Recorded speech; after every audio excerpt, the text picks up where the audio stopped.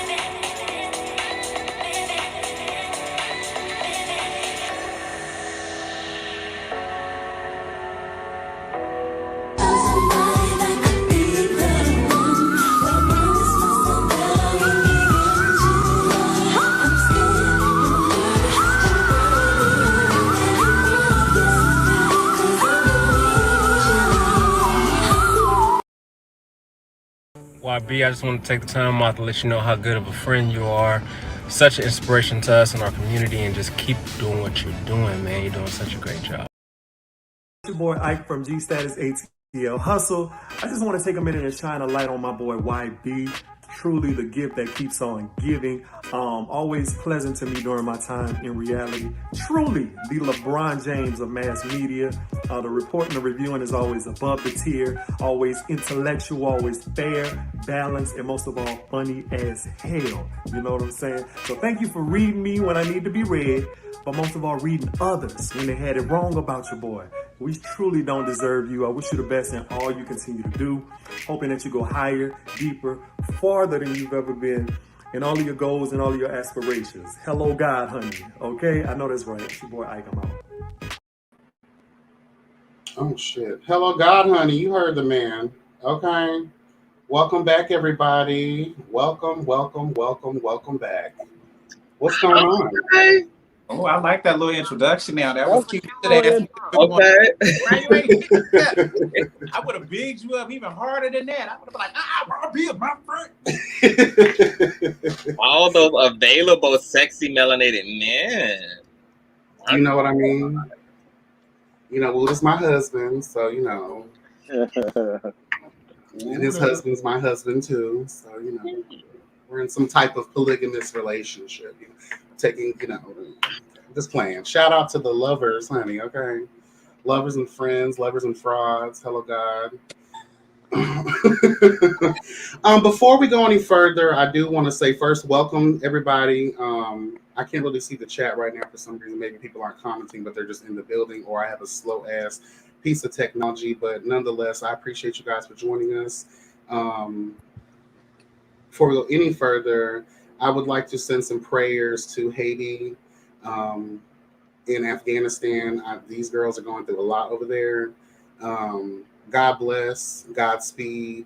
I hope that y'all find the strength and the faith to overcome your corrupted ass governments. I also want to send some love out to all of the people around the world that are dealing with these unprecedented natural disasters that are just wreaking havoc through your communities, girl.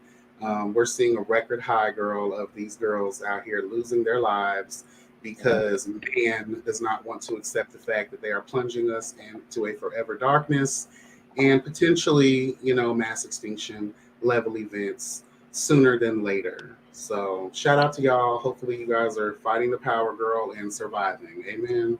Amen. Amen. Ooh, girl. So just playing catch up real quick. It's been a while since we've been here, obviously, but we are back. So just, you know, how's everyone doing? What y'all been up to? I know, Tramel, you put out your single, Favorite, honey. Carl got the bunny pussy out, honey, the video too. Hello, God. Y'all got a lot going on. Conscious, your commentaries, everything as always. Amen. Thank you. Y'all want to update the people on how y'all been doing, what projects y'all got going on? They did my video. They said my video was too raunchy to go on the countdown. Well, at least you got the video that you got, because the one that you was actually trying to shoot would have got no Like I count. said, listen, I like that was PG-13 compared to what we was trying to do, but you know, hey. Yeah, this video was made for Pornhub, the original one. Definitely for Pornhub, but whatever. Mm-hmm. Well, I mean, it is called Bunny Pussy Child, so you know. Why would you expect it? I really don't have nothing going on. I'm boring. Nah, I'm just kidding. Favor came out. It's doing pretty good. You know what I'm saying? It's doing better than most of my other singles. So that means there's progression. I'm working on some new music with Carl. Where I hopefully have that song out in October. Hopefully, we're trying to do a concert, trying to put that together. If y'all can make it out, y'all should definitely come. It's supposed to be hip hop versus R&B. Gonna have a couple of artists come through. You know what I'm saying? Trying to beat that one over there. So yeah, that's what we're working on right now. There's some we got shit canned from being on Chasing Reality. We both applied and they told us both no, so we can just go ahead and throw that out there. Let's just yeah, let's go ahead and throw that out there. Let's just go ahead and throw that out there. I wonder why, because it's time for them to be recasting, and a lot of the old girls no longer have spaces from what I know. So I don't understand, like, why not? We're not really understanding, because basically I know people who are like getting down to the second and third round are the ones who are automatically like thrown off. So it's like, it's kind of like you really don't know what they're looking for, because it's like you don't really know what they're looking for. So it's like I couldn't tell you, because some people I felt like I thought like maybe we do kind of have our own following. We have our own like supporters that we have already. So I'm thinking maybe that was a factor. So I knew people who didn't have really any supporters for real, and they are really talented, and they denied them too. So I'm like, I'm just confused. I don't know what y'all looking for. I don't know at this point. But we wish them the best nonetheless, and we hope that the season is good, because if not, we still gonna watch. And yeah, if it's bad, we gonna tell you like, bitch, you should have picked us. You should have picked us. Okay. Huh. Yeah. But other news, Web Life will be out September 7th. Y'all go ahead and check that out. I am definitely going to be on there. Hello, God. And I have actually the series coming out on Trey Floyd Productions called The Roommate. That should be out mid-September as well. Like Tramel said, our concert is be coming out this fall as well. As long as I'm doing another music video as well. So that'll be coming out. It's a lot happening before 2022 is out. 2021 is out. So. Hashtag working. I know that's right. Conscious. Just living as usual. Surviving the end times and the tribulation period. Me and you obviously just interviewed Consciously on the platform, which was super amazing. Love him. Yeah, he's everything, and kind of just wanting to. I got a lot of people coming down the pipeline who are going to be visiting the platform over the next few months. So I'm super excited about that. And me and YB are going to be working very closely together as it relates to especially certain conversations. And I'm also going to Rome in 3 months to shoot a campaign for Suicide Boys. So I've been in the gym because I'm going to be half naked and being raunchy and tattooed and over the top. And so that's a whole thing. And so just maintaining and creating the time to just keep it all in order. But definitely have a lot of focuses outside of the internet, because I think for me at least, I got locked into making online presence kind of the world of opportunity and actually forgot about the actual world of opportunity. So there's a lot of things in media coming up. I'll be hosting Larry Reed Live's documentary that he'll be dropping at the end of the year. We'll be in the studio together. I'll be a part of that project, and just wanting to kind of move more into mainstream media and radio and TV and commercial and modeling and all that shit. So, yeah. That's what's up. That's what's up. Yeah. So. And just real quick, shout out Cat's Meow. He won't be with us tonight. He has to work, but we love you, and we'll see you hopefully in the next episode. Amen. But he's been doing good, just working, getting that coin, honey, elevation, all of those good things. Myself, I've just been working Trying to hurry up and get this relaunch done for my natural skin care business, honey, but she's coming, you know. I feel like the girls from LA, honey, coming soon. No big, well, I really am coming soon though, bitch. Okay. Jesus. You actually have a product to speak for. Mm-hmm. You know, a lot of girls out here going baldiana, so you know, I have the cure.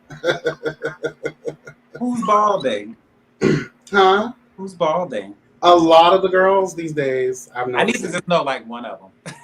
A lot of the girls are balding. Don't be messy, Tramel. Don't be messy. A lot of the kids are balding. A lot of the kids. They say it's genetics, but I don't believe that. If you just treat yourself right, you know, eat healthier, drink healthier stuff, use natural products, more specifically my products, you will stay where you need to be in this life. If they will stop growing. If they will stop getting a haircut by trade, everything will continue to work out.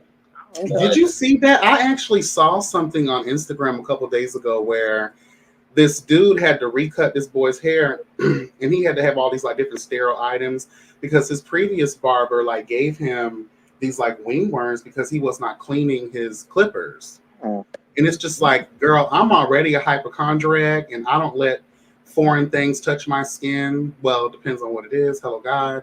But I just don't let that happen. I try not to let that happen because I don't have time to be walking around here looking like I'm part of the worm people. See, that's why I'm a do it myself type of a bitch. I had to learn how to do my own weaves, cut my own hair, do my own. Like, I am a do it myself person because I'm kind of a hypochondriac my damn self. And I'm a control freak. And I'm a perfectionist. If I don't smell alcohol and goddamn whatever that sour, sweet smell is that they had, that little chemical they use to drop their clippers in, if I don't smell that coming in, I might have to walk away. That's it. And those bitches start sweeping up around your fucking chair, your booth chair, bitch. Because I don't want to be stepping on all that nasty ass hair. I don't know if these bitches got dandruff or lice or anything. Y'all need to start spraying down y'all seats, sweeping around the goddamn thing, and get it going. Okay. Anyway, since we were talking about web series, I wanted to get your guys' thoughts. You know, Chasing Dallas is coming back out soon. Have you guys seen the trailer? Are you interested at all? Do you have any thoughts on it? I'm interested. Especially what was going on today, because Reese G was had went live and was like going the fuck off about George and Markel and how they've been mistreating her, and it's just like, damn, girl, you still, you know, I like Reese G. I think Reese G is very, very, very innovative. I think he's very, very about his business. But I feel like his heart is not in the right place. He doesn't have that fuck you spirit like that he would need to have in order to maneuver through this world. Now I know you got George on there. You don't like George. You want to get rid of George, but you know George will give you your life when it comes to the fighting and the arguing. So you keep him on for that reason. But I think Reese G is taking a lot of it personally. It's like getting deep, deep, deep down up under his skin. My opinion on that is that I'm glad he's doing something because honestly, okay, here's my personal opinion. I'm glad they came out with LA because right now they at the bottom of the totem pole right now. And before LA came out, it was definitely Dallas. Dallas was boring as hell. We're not going to sit there and sugarcoat this any longer. It's boring as hell. And they need Reese G. Without Reese G, they do not have a show. It need to be changed. And he said that. And I mean, to be honest with you, if it wasn't for Reese, what little bit I know about Chasing Dallas, I wouldn't even know. This show's boring as hell. Without Reese in it, there's really no need to really watch it. And that's just being honest.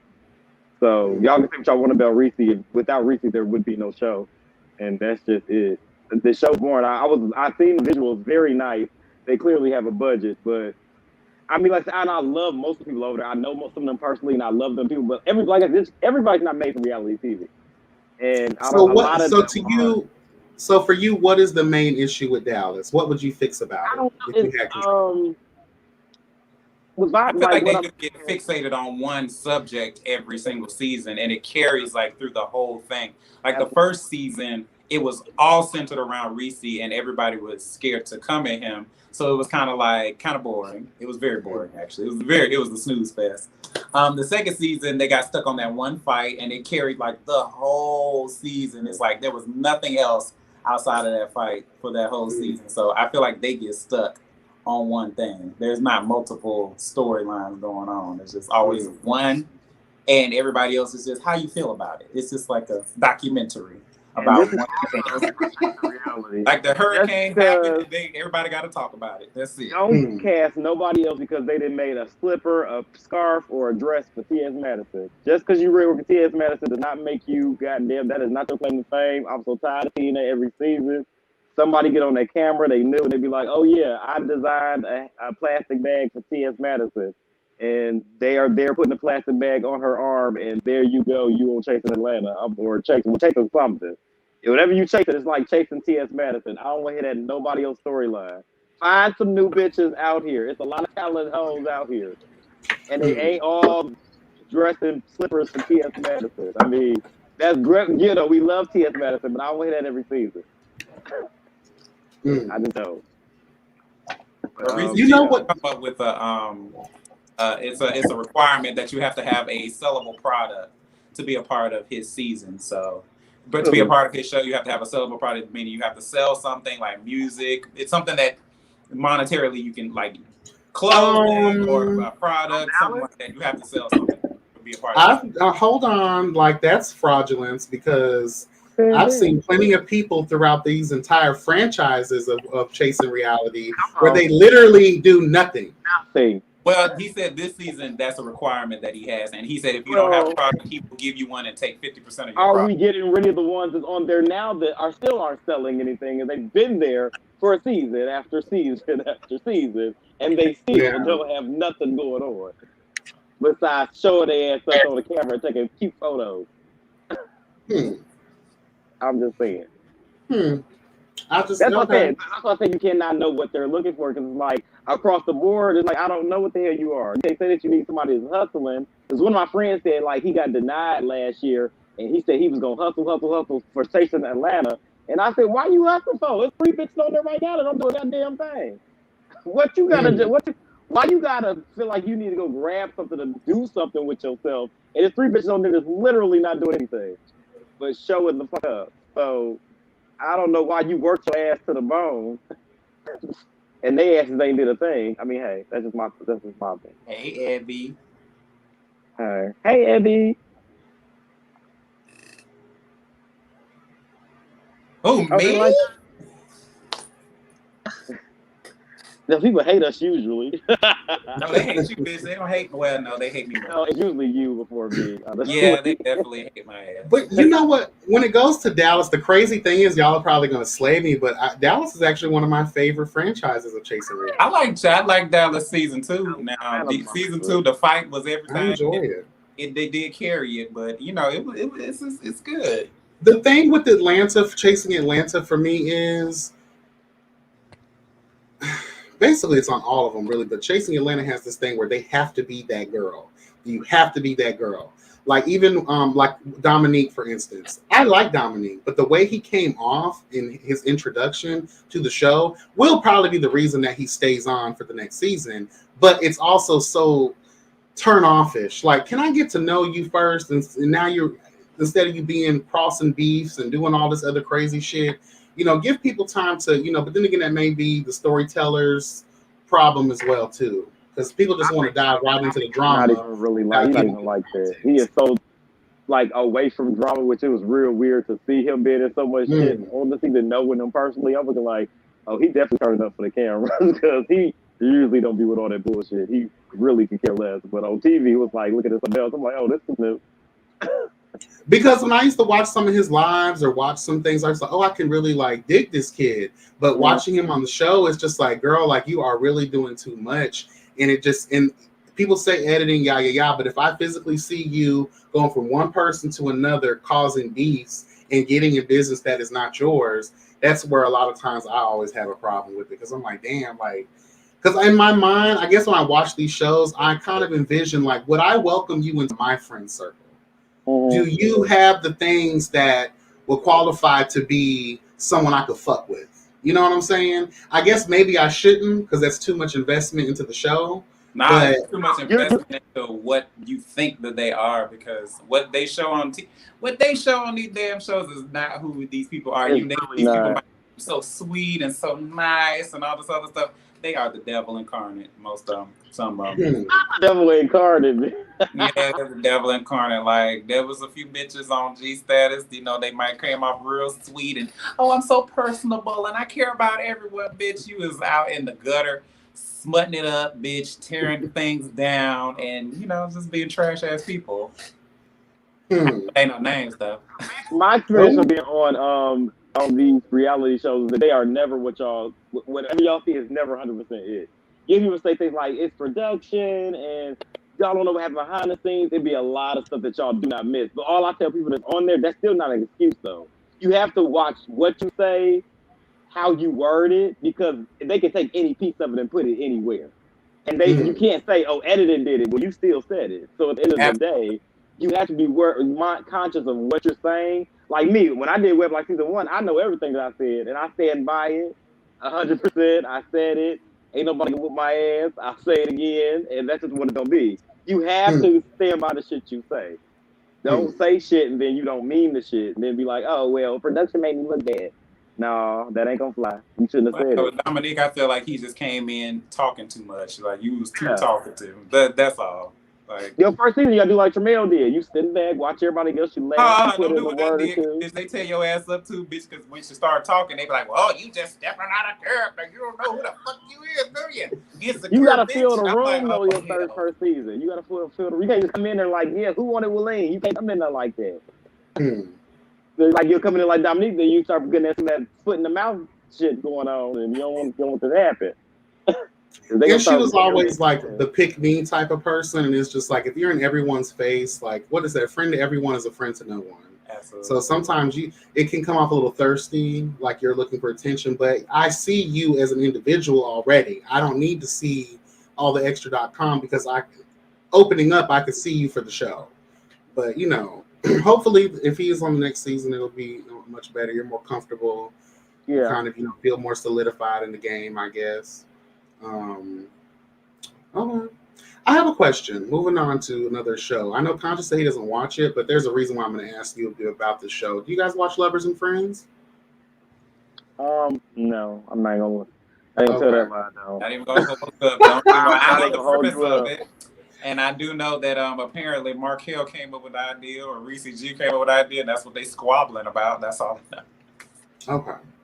Well, the show basically is trying to, it's a matchmaking kind of vibe. Like, remember how Next used to be and like all those little dating shows back in the day? It's kind of like that. I feel bad. But for our community.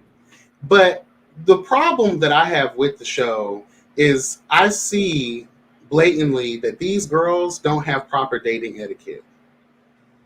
And they're have proper dating etiquette. Huh? Gay people in general don't have proper dating etiquette. That's the subject matter I wanted to get into. Yeah, what's the issue with that?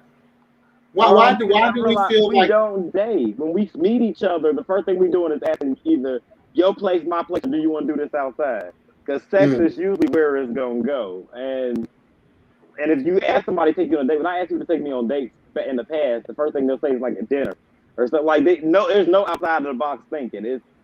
We'll go out to eat, bitch, and after that, where we fucking it? And that's usually where it ends up going. Nobody, like, I had one on a date with one guy that took me, like, rock climbing for, like, our first date. And I thought that was out of the box, because I'm like, well, at least he decided to not dare in a movie or, the basic shit you see on TV. But they don't know how to date. They just want to fuck, and that's it. So, dating, I don't think nobody even really knows how. Because you don't realize, typical gay relationship lasts about 3 months. Where's the time today? Usually meet, fuck, get a relationship, move in each other, fight, get over each other, blast each other on social media, and then y'all not talk anymore. And then it's a circle, and you do it all. You find a new person to fuck and do it all over again. He's so cynical. I'm just being real.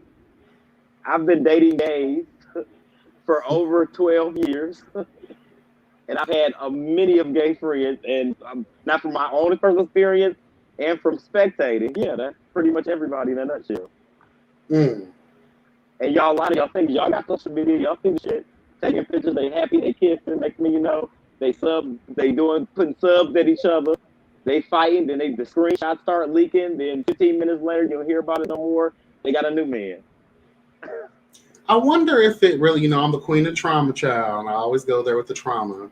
I wonder if it's because there is, and I always say this, I review the show, and in my reviews, I'm always saying the same thing over. It just seems as if because there were no clear examples of what love or relationship building looks like in the Black home, because either it's a one-parent household, or even if it's a two-parent household, it's not the best, example. And I think that there's something deeply embedded in the Black psyche that disturbs that connection for wanting love, for wanting to exhibit love. I think also we talk about fragile and toxic masculinity, being for the Black man not really being affectionate towards their kids or being affectionate towards their spouse or whoever, family members and friends and things of that nature. I just think that it's sad because I think that's the reason why we're so fucked when it comes to dating, because we've never had an opportunity to see what love looks like or what that process of building that love foundation should be like either, I like to think of it in a more natural way, like a more scientific way, honestly. Like batteries, two men together. There's a lot of different variables on dating, period. Like who's going to be the chaser, who's going to be the chasee, how is that going to work? And, being romantic, two men, like romance is not really like a thing amongst men in general already. And like it's easier to just have sex, like Carl said. And like, that's the ultimate goal anyway, when they go into dating situations, because men are hypersexual. I learned in interpersonal psychology that, of course, gay men have the most sex, lesbian women have the least amount of sex, and then there's heterosexual couples like in the middle. Lesbian women have the least amount of sex. They have it less often because they can go for so long. You know what I'm saying? They can make each other have multiple orgasms before they get too tired, and then they ain't got to fuck each other for like a month. Men, it's instant gratification. So I feel like men do operate on let's just have sex versus let me court you, because there's never been a need for it, because two men gonna want to fuck. Ain't nobody gonna make nobody wait. You're not gonna make nobody date you. You're not gonna make anybody romance you out of your pants. I mean, it's just already a thing. So they don't know. Well, just by hearing your thought real quick, it just makes me think of, I wonder if it's because there's a lack of the demonstration of emotional connection. Right. Because when you think of the Black gay experience, and we're talking about our promiscuity and the fact that we just date for sex, basically, I think of, let's go into this without any emotion, because I don't even want to get hurt. Because I think a lot of gay men, I don't want to speak for everybody here, but I can say for myself, a lot of experiences growing up, in order to feel something from a man, that they want is sex. So by nature, you start taking that kind of way of thinking on as well as you grow up. If that's all you're running into, you start to be programmed and socially conditioned that way too. Because that's how it was for me. When I realized niggas were just talking to me, trying to act like they wanted more from me, but all they wanted was I serve justice, honey. So I understand why. You know what I'm saying? Why they want to bury their face in all of this. I understand that. I get it. I totally get it. But because of that way, me being trained, I was like, you know what? Niggas ain't shit. All they want to do is fuck. So I'm not getting hurt. So I'm not putting too much of my emotions on the line. Let me go into my next situations with the mind frame them niggas have, just so I can protect my heart. Right. So I think it's a lot because there's a big lack of emotional connection with us, even amongst a lot of the friendships that we have. I think when it comes to gay men, it's another thing. There's so many options out there nowadays. It's like the reason we just got done talking about all these LGBT-based web series and web things like of that nature. That's why the reason why I'm bringing this up is because I feel like the gay community is like one big ass reality show. That's all we do. It's like we idolize the housewives. We know everything about love and hip hop to the basketball wives like the back of our hands. And when you're out there in the dating scene, in the public scene, the club scene, it's like a living reality show at all, like 24/7. So it's always like you're out there trying to get the next best thing. Like, for example, like we all get on internet I watch everybody lust over the same 10 men all day. The same 10 OnlyFans guys all fucking day. They got unrealistic body views of what everybody's supposed to look like. They want a man like the niggas they see on OnlyFans all day. And that's what they looking for. But mind you, half of them either don't look like that, or you're not mentally ready to even, I guess, really have a mature relationship with anybody for that matter. Even if you do have the body, mentally you're not there. And then when you get in a relationship, you don't know how to talk to each other. I feel like when you get in a relationship, if you want to be in a poly type relationship where you and your partner decide y'all want to fuck as many bitches as you want to, that's the conversation between you and your partner. People got to understand that you don't stop taking people's options away. You might find somebody that's just like you. They want to fuck every time Dick and Harry that they see too, and that's fine. Nobody can tell you that your relationship is wrong. I may be a bitch that want to be in a monogamous relationship. I just want to be me. You touch my man and I kill you. The man that I'm dating, he might be the same way. So if you're not talking to the person that you're dating and actually trying to get to know them and actually trying to figure out what type of relationship y'all gonna have, then you're cheating yourself. And I feel like you need to stop doing that. Get to know the person that you're dating and stop just trying to fuck this man and go and move on to the next. And then say, oh, we were compatible. Did you talk to this man or were you just sucking his dick all day? Like, what is it? Sucking his dick ain't talking to him. Well, hello. In the words of Trina, hush your mouth and don't talk, honey. Okay, I mean, that's the message for. You know what? You're right, and that's the message for fuck nigga behavior. Mm-hmm. And that's all we got. It's full of fuck boys. All we got. Just to piggyback a little bit off of what Tremel said, gay men approach dating the way that straight men approach dating, which is fuck first, figure everything else out later. Like something about the masculine energy that runs through men. Like we test drive first, and then we make our assessments and collect intel and data and information in that way. Driver. I am a test driver. But I think another big thing is, like, to Tremel's point about lesbians, it's interesting to me because a lot of it also has to do with the way that we socialize our men. Like, we don't socialize men to labor over relationships the way that women or femininity does. And because women are literally conditioned to nurture their empathy and to amplify their empathy, that means that women have access to other forms of intimacy aside from just having sex, because sex and intimacy are not synonymous.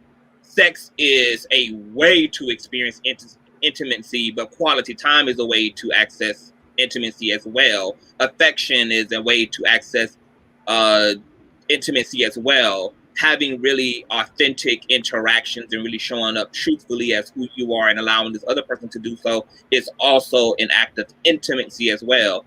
And so we don't live in a society that allows men to have a lot of access to a lot of other ways of showing up in the world, and we don't allow men really to experience themselves in any other way aside from being a procreator. So I think, because when we look at like other cultures, like when I look at Italian men, like they have access to their gangsta, but they also have access to like the sensitivity. They have a love for family. They have a love for like things that are sentimental. They're able to develop that sentimentalness. And so it really is a cultural thing, and we just have to stop socializing men. And to I think Carr's point too, gay men are late bloomers. So now that we have access to BGC, Grindr, Jack, there's variety.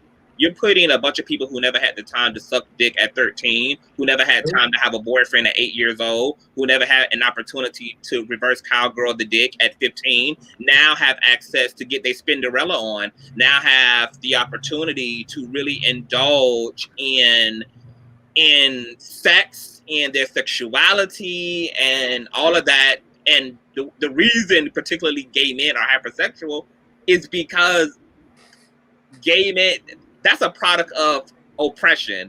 That's a product of, you put me on a chain for so long that by the time I experience my freedom, I'm reckless with it. I'm overindulging. I'm hyper in my behavior because I'm making up for lost time. Like when religion castrated me from God, when society castrated me from being able to be valued and seen as a valuable asset to my family or to my community. Like, so now people are getting it in. So when we talk about healing, like that word has to be in capital when it comes to the queer community. There is a lot of Eon love become that needs to happen as it relates to the LGBT community and particularly Black and brown LGBT people. So yeah. I agree with that.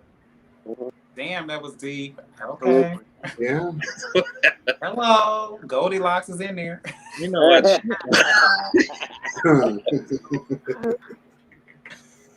Yeah, I agree. You said There's a lot of work that needs to be done. Because I fear for us if we don't. Like, there's obviously a lot of things, you know, that we need to get together. But I think if we want to have successful, meaningful relationships that are going to be more than, like Carl said, 3 months, 6 months, a year. Because I find it crazy that, especially growing up, I used to see even heterosexual people around me were doing it, where they'll just fall in love so quick. And you know that this is the one. Within a month or two, y'all are now living together. Sharing space is different than, you know, the body pleasure y'all shared every once in a blue moon, you know, when you had some free time on your hands. Living with someone is a different ballgame. You learn so much more about that person that you may not have wanted to know that soon into the relationship. So I'm a little more traditional when it comes to that. I mean, of course, I have my whore ways, but if I'm looking for love, it would be my ideal perspective would be I would like my man to have his own shit, your own little life real quick. Let's slowly get to know each other. Then I would look at it as like building the friendship first and then finding the love. Because love is a very powerful word that I think a lot of people just misuse all the time. If love is this, will you take a bullet for me? Will I take a bullet for you? That is love. Will you help save the motherfucking day, bitch, when the chips are all the way down? That is what real love is.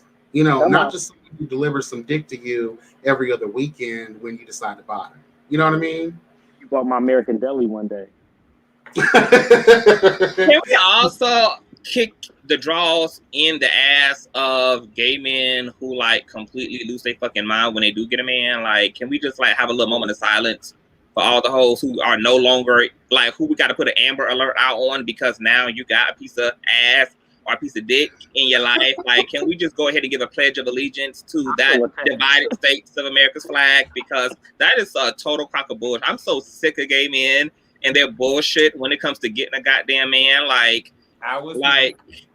girl, do not forsake the friendships, okay? Because the same nigga you gonna put first is the same nigga who gonna come first in a conversation. I'm gonna have to clean you on up on and in because he done dumped and gave you all type of fucking gonorrhea and syphilis all up inside your pussy hole. And I don't know about that. We're gonna have to remember the times, girl, of when you thought he was all that in a bag of chips for 60 days straight, and you acted like you hit the fucking lottery and that you was crowned the glory of Wakanda. So I just want gay men to like that's my biggest pet peeve with gay men in relationships is like, so I think we're all saying it in one way or another. Like there is a bum rushing, and I understand it. Trauma will have you acting a plum fool like that. Like, and not even trauma, depravity will have you acting a plum fucking fool when you have never had something and you feel like there's a lack of something and you finally get your big break and you're shot. You're gonna show your ass and you're gonna run that race until those tennis shoes have fire and smoke coming out of them. So I get it, but it's annoying. It's annoying. This is my thing. In the words of Nikki, all I really want is to love and be loved. And I think a lot of times because we don't know what that looks like, we end up, when we do get that man, I think we end up barricading ourselves in, trying to just relish and soak up all of that goodness that we thought that we would be denied. You know what I mean? Like, I get it. Like me, okay, because like that conscious TV. Oh. And IMD, we're going to answer your question in a minute. Okay, my thing is this is where I'm getting, because I felt like when conscious TV said that, because I'm one of those people, and I'm gonna tell you why I'm that way. When I'm in a relationship, I choose boyfriends. Period. I can fuck all day. That's never been a problem. But when I decide I want to put you as my boyfriend, yes. At the end of the day, I do have friends. But when I'm asking you my boyfriend, you're supposed to be like my right. I always look at things. This is probably where a lot of my friends say I fuck up at. I approach my relationships like marriages. So I'm figuring like we building together. We are building to get up to that marriage part to where we are to spend our lives with each other. I don't just date motherfuckers just to be dating them. I date marriage is always the intent with me. So my thing is, if I'm doing it, yes, I'm shouting my man from the rooftop because for me, I am riding and dieting with my man. And I'm not gonna cut my friends off, but yes, I will spend a lot of time with my man because I'm trying to build something with him. So yes, I will cut off a little that single time where I be out hanging and shooting the shit with my girlfriends. Yeah, I'm gonna put it with my man because this is what I'm building towards. The problem that I've been having is that while we talked about previously, these niggas that get in these relationships and they don't want to be there.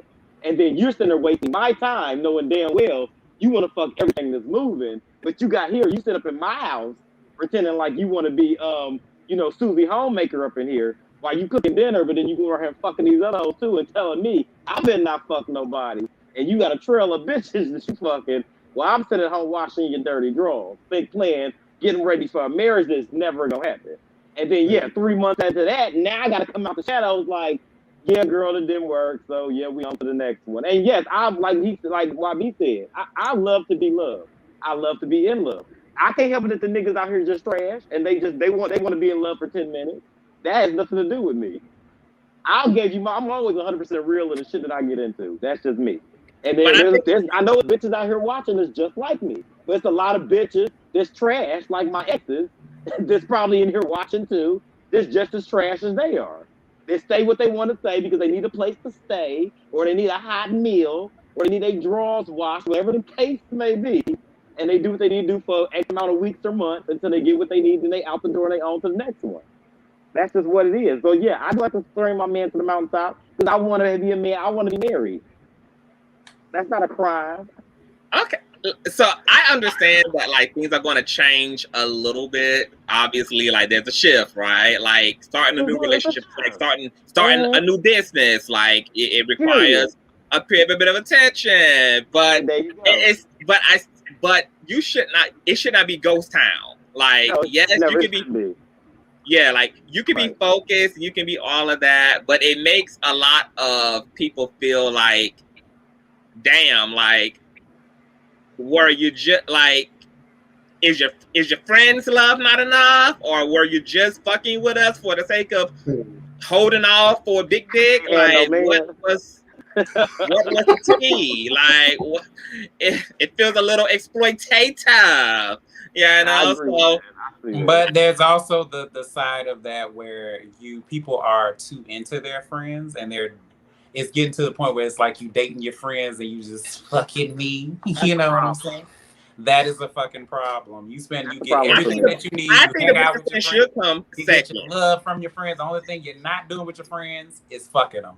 And you just fuck me and you go hang out with your friends. You spend all your good energy on them. You spend all your time with them. They get all the good dates. They get all the good energy, the good all fun. And then you just sit around and look at me like I'm sorry. I'm dating you, and bitch, I'm looking at your social media and shit, and you talking about you got these long ass goddamn messages to your friends on their birthday, and then you put a picture of me and say happy birthday boo or some shit with a oh yeah, I'm flipping all this shit off the table. Because bitch, I want the same shit that your quote unquote best friend got, bitch. She got a whole paragraph with mine.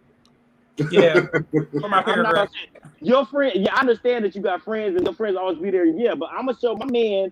I'm not gonna say I'm not gonna do my friends the same way because they're my friends. Like I'm gonna give them everything, but my man is going to get the same treatment. But I'm not gonna sit there and just be like taking my friends with all these lavish trips and all this other stuff. Then I'll be my boyfriend. It's like, oh, he get whatever's left over. No, ma'am, he gotta feel included. He's new. These bitches been here, and they always get a lavish treatment from me. And I said it with Contra saying, don't just disappear on your friends. Absolutely not. But spend some time to get your man. Because if you don't spend time trying to build that thing with your man, you ain't gonna have shit to build. What people seem to fail to realize is that when you're in a dating relationship, it does take precedence over your friends. Eventually, it should. Because at the end of the day, this person is trying to intermingle their life with you. They're trying to build a life with you. Your friends ain't trying to do that. They ain't trying to have to share no bank account. They ain't trying to live up in your house with you, and split the bills with you. They might try to spend a night or something, just, oh, bitch, I was drunk. But I'm talking about intermingling your life, wanting to spend your life with somebody. If your friends ain't really trying to do that with you, like on a romantic tip, you should really be investing a little bit more of your time into the person who's actually trying to be a part of your life in that way. And your not just friends your doing all that, homeboy whenever you want to have a good time, or your homegirl whenever you feel like going to get drunk, or let's go on this trip, bitch. No, I'm talking about the person who's in there trying to share bank accounts, trying to share a life with you, trying to get married to you, Credit. like that. Like they deserve more energy than your friends do. Sorry. Absolutely. Tramel, I think you need to upgrade your friends, girl, because What me you and my talking friend, me and my friends are in business together. We have business Me and my accounts friends together. in We making money together. We Tramel do that. The real friends that I got, they bossed up. Now I had to drop a few friends now because some of them friends was trash. That I think you might be confusing the bees. I think you might be confusing the bees. I think that your friends might be bummed up, but not necessarily bossed up. No. My friends that you never see who are not part of the industry, they are like 6-figure people. Why they can't be equal?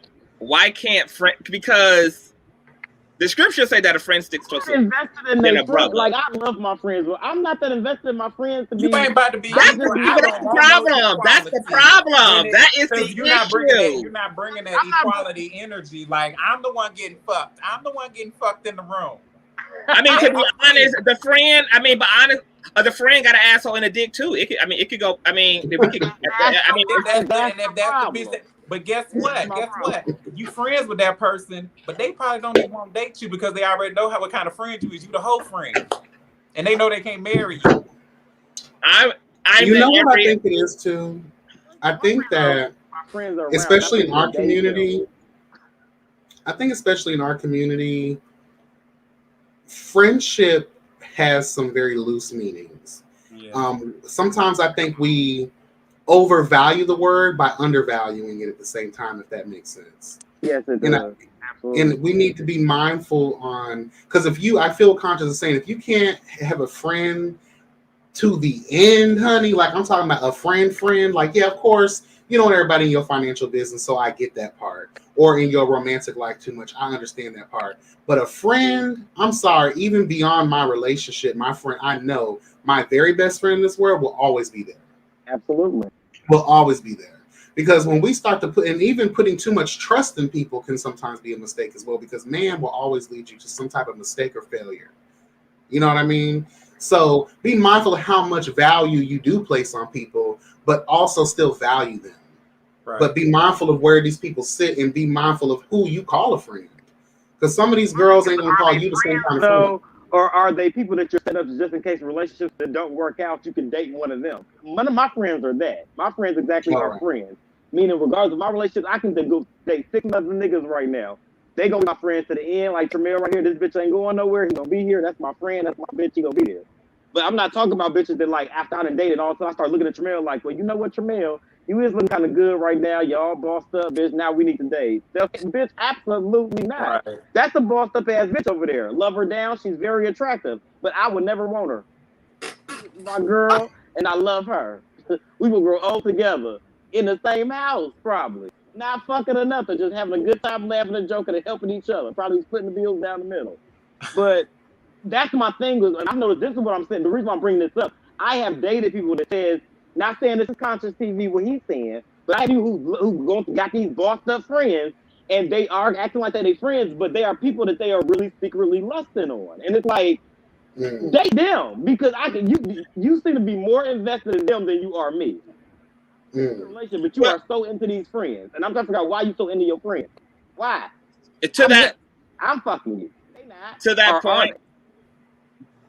point, Carl, I think that a lot of gay men need to consider dating their fucking friends. I think that I think it's something to be said about gay men surrounding themselves around other men who love them for who they are, who are invested in them emotionally, invested in them financially, who care for them, and yet prefer to get on apps and give opportunity to perfectly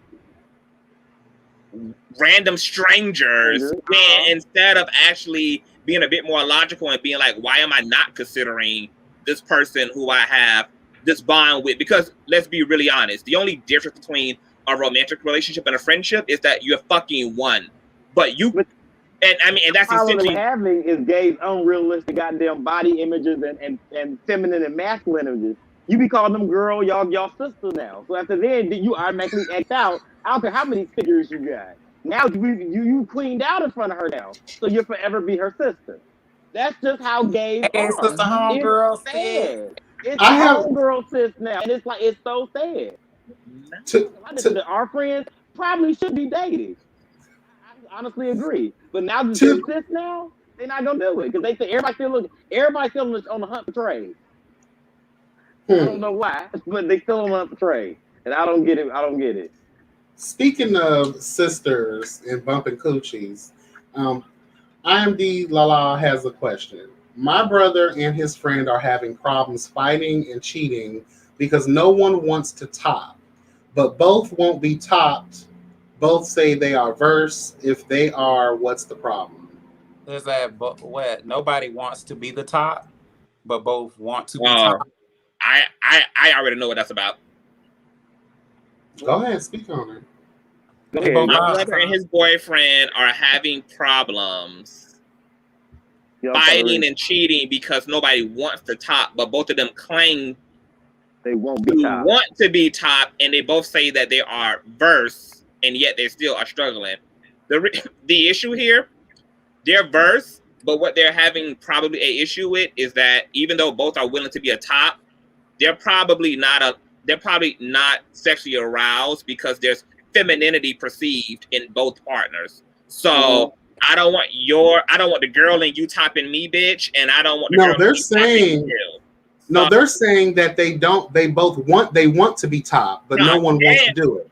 Yeah, that's what Tasha said. That's what he said. And they both claim to be verse. But the reason why it's not working is because they probably both have reasonable, perceivable femininities, and that's what keeps them from being able to really optimize off of the versatility.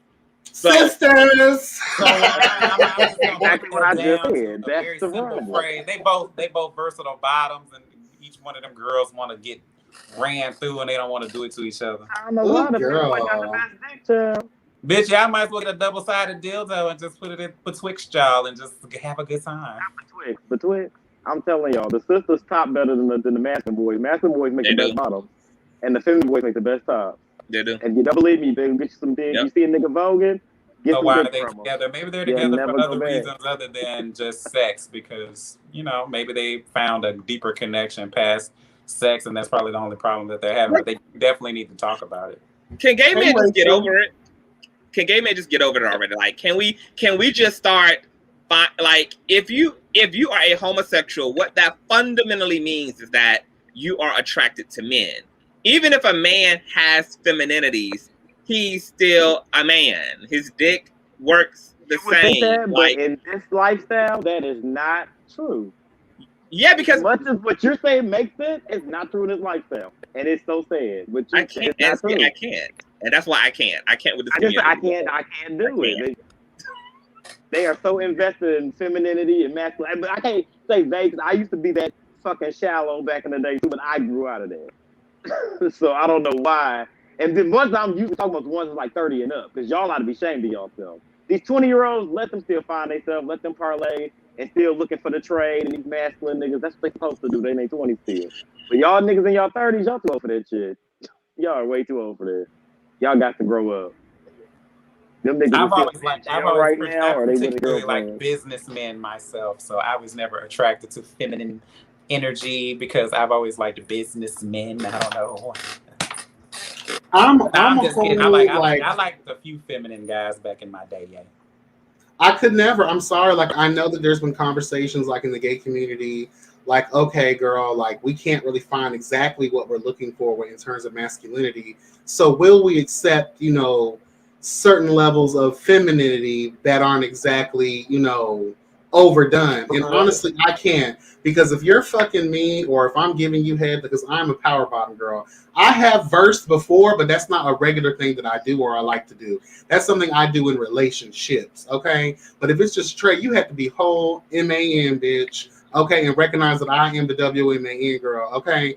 But if you queen the fuck out or give me a fish moan, or if those legs spread too wide while I'm serving your ass truth and justice, and there's a little look that that little look, that, girl, we have a problem. Houston, we have a problem. That is too much. Why I need you to free your motherfucking mind.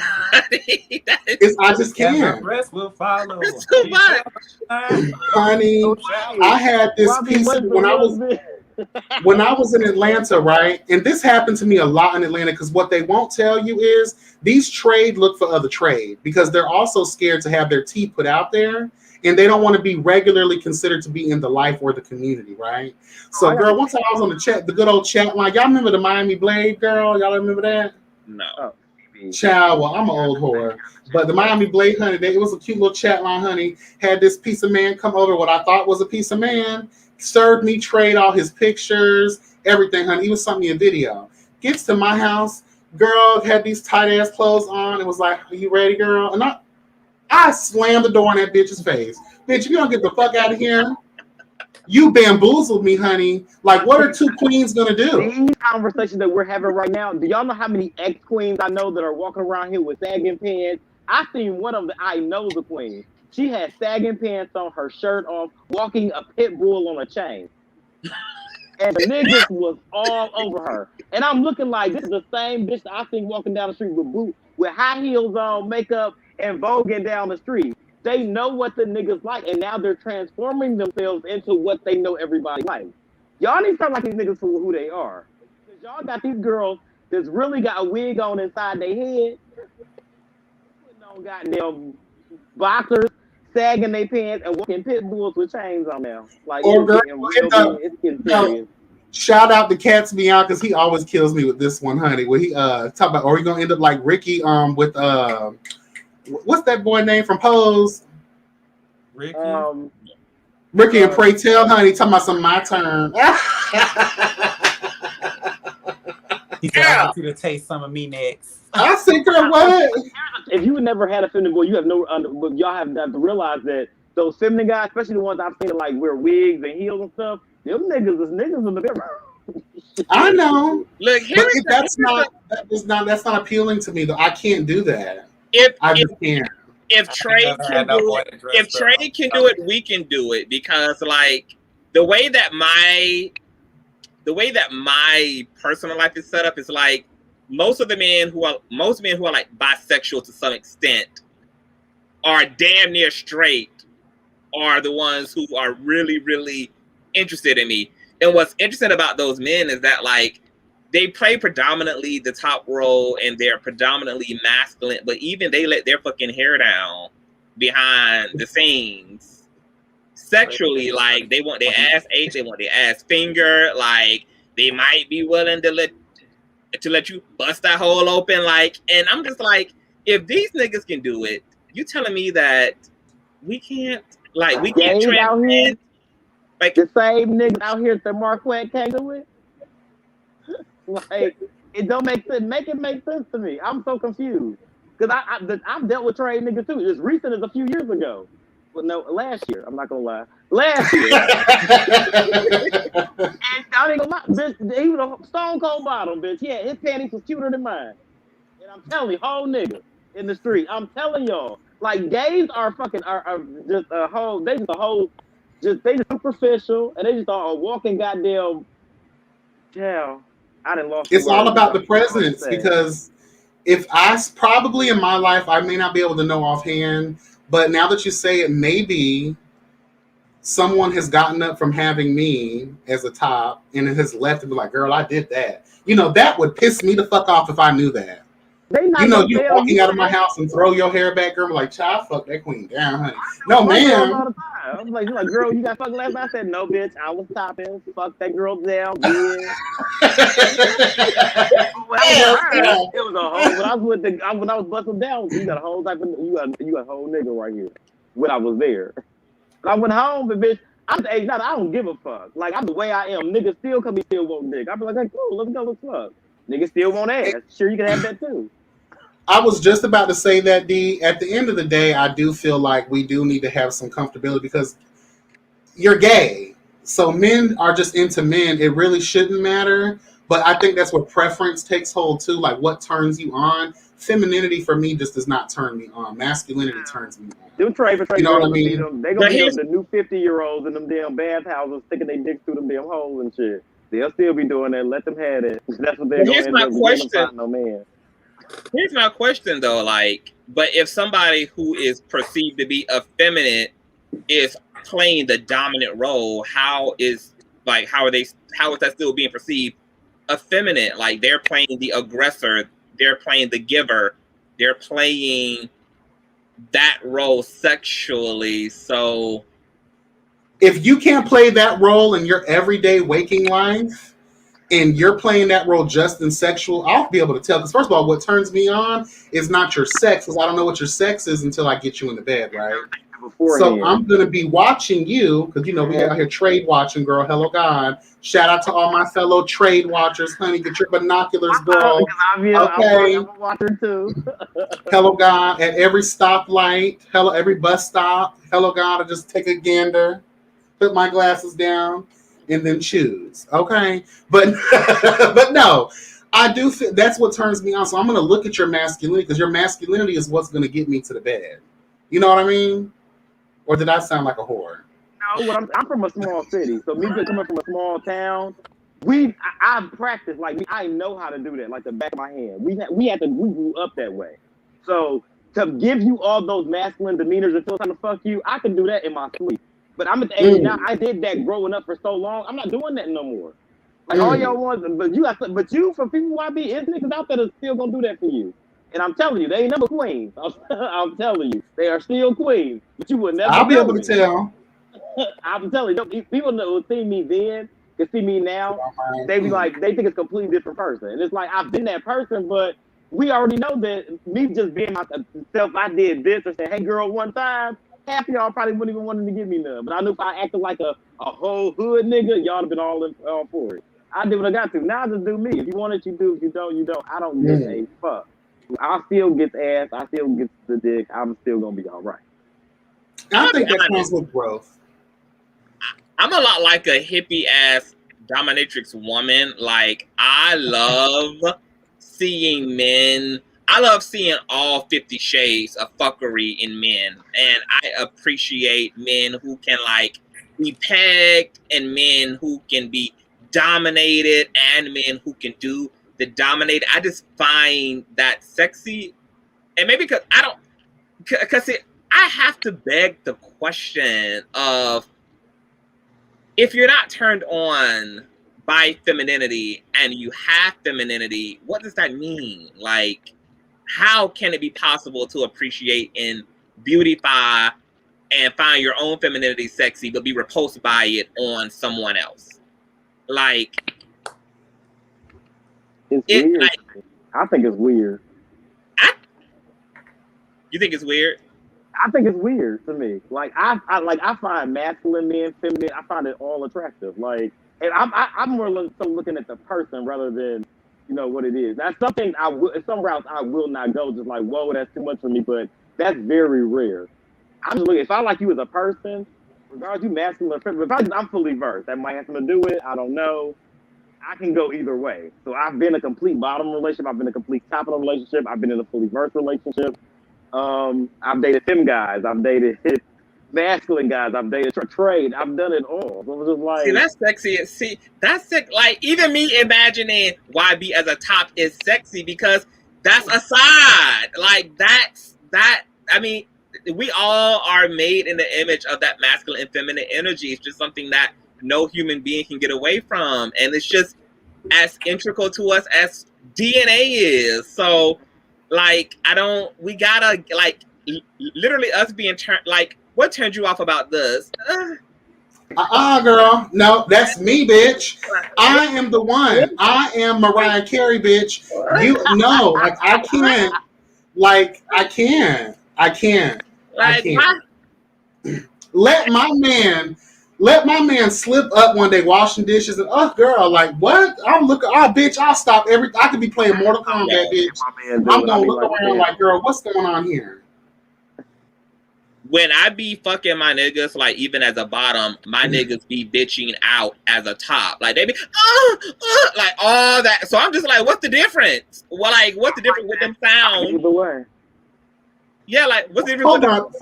First of all, we got to put some respect on my name, Joshua. I am the queen of queens, honey. I am a power bottom, but I have versed before. Okay, there was this DL thug dude up in Georgia. It's always in Georgia, child. Hello, God. That's where the freaks come out at night, girl. We know it's the tea.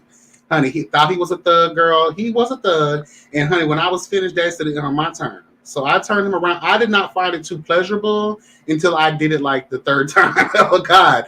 You know, it took me a moment. But once he left my house, in my mind, I never wanted to talk to that man again because you're a bitch now. You done allowed this queen to take your booty hole, bitch.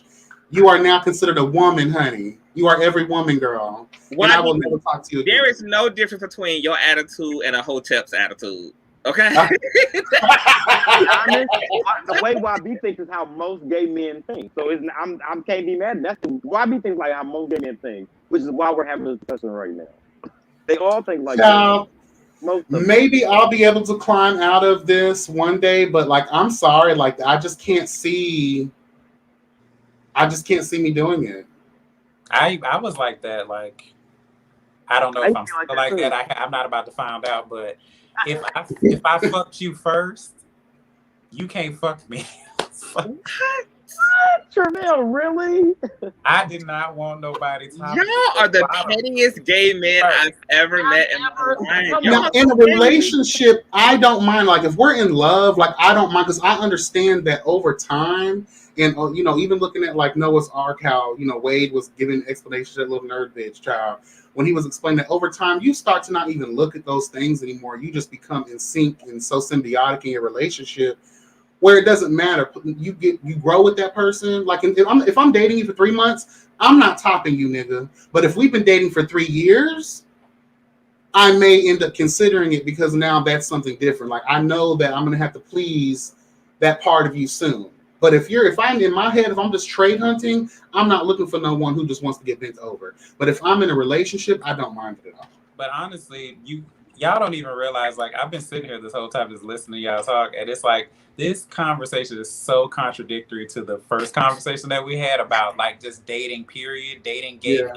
So the fact is that y'all don't know people and y'all go based off of these energies and stuff like that. If you actually legitimately dated someone, you would see all of their mannerisms. You would see what type of person they really are. You would see if they're really trade ain't going outside with you. If they're masculine, you will see these traits of them opening the door for you or pulling out your chair, being a man. Or if they're really feminine, you can see them, they might hit you with an old girl while you're at dinner and you'll already know what time it is. So if you actually started dating people, you would eliminate being tricked into bed by these girls that you don't want climbing. Like you're reading me for filth right now. That's what it sounds like. I gotta get it. Y'all need to go on some dates with these bitches. Like I went on quite a few dates. In the words of K. Michelle, I just want to fuck and not fall in love. With people, and I would see, well, girl, you kind of like you feminine. So if that's what it's given, that's what it's given. And if I decide to have sex with you, I already know what time it is. Like it's not a surprise because I already know because I went and dated you and tried to date you and took you out in public. See how? Can I say one thing before we answer that question? Mm-hmm.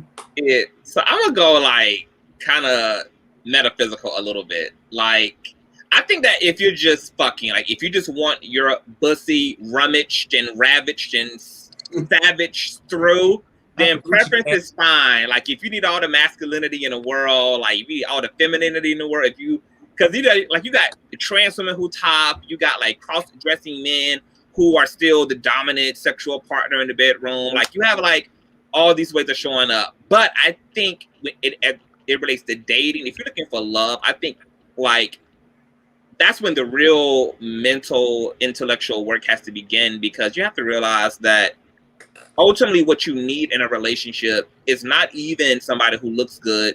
You need somebody who actually treats you well. So you have to be attracted to qualities and characteristics and actual personality traits as well, and not just superficial things like swag or masculinity or fashion or whatever the case may be. Because at the end of the day, like, what growing old together is showing us is that eventually all that superficial shit that you look for is going to fade, whether you like it or not. What's going to be left after you're not attracted to your man's body anymore because he's aging? What's going to happen when he loses his hairline and it changes his facial features? And what's going to happen when, like, these things, like, what's going to be left? And so I think if, like, when it comes to sex, you can have whatever preference you want, but I would challenge when it comes to dating and love, I think, and even myself, like, I am deconstructing sexual attractiveness myself. Like, I honestly don't want to be the kind of person who reduces human beings to just looks. I don't want to be the kind of human being who places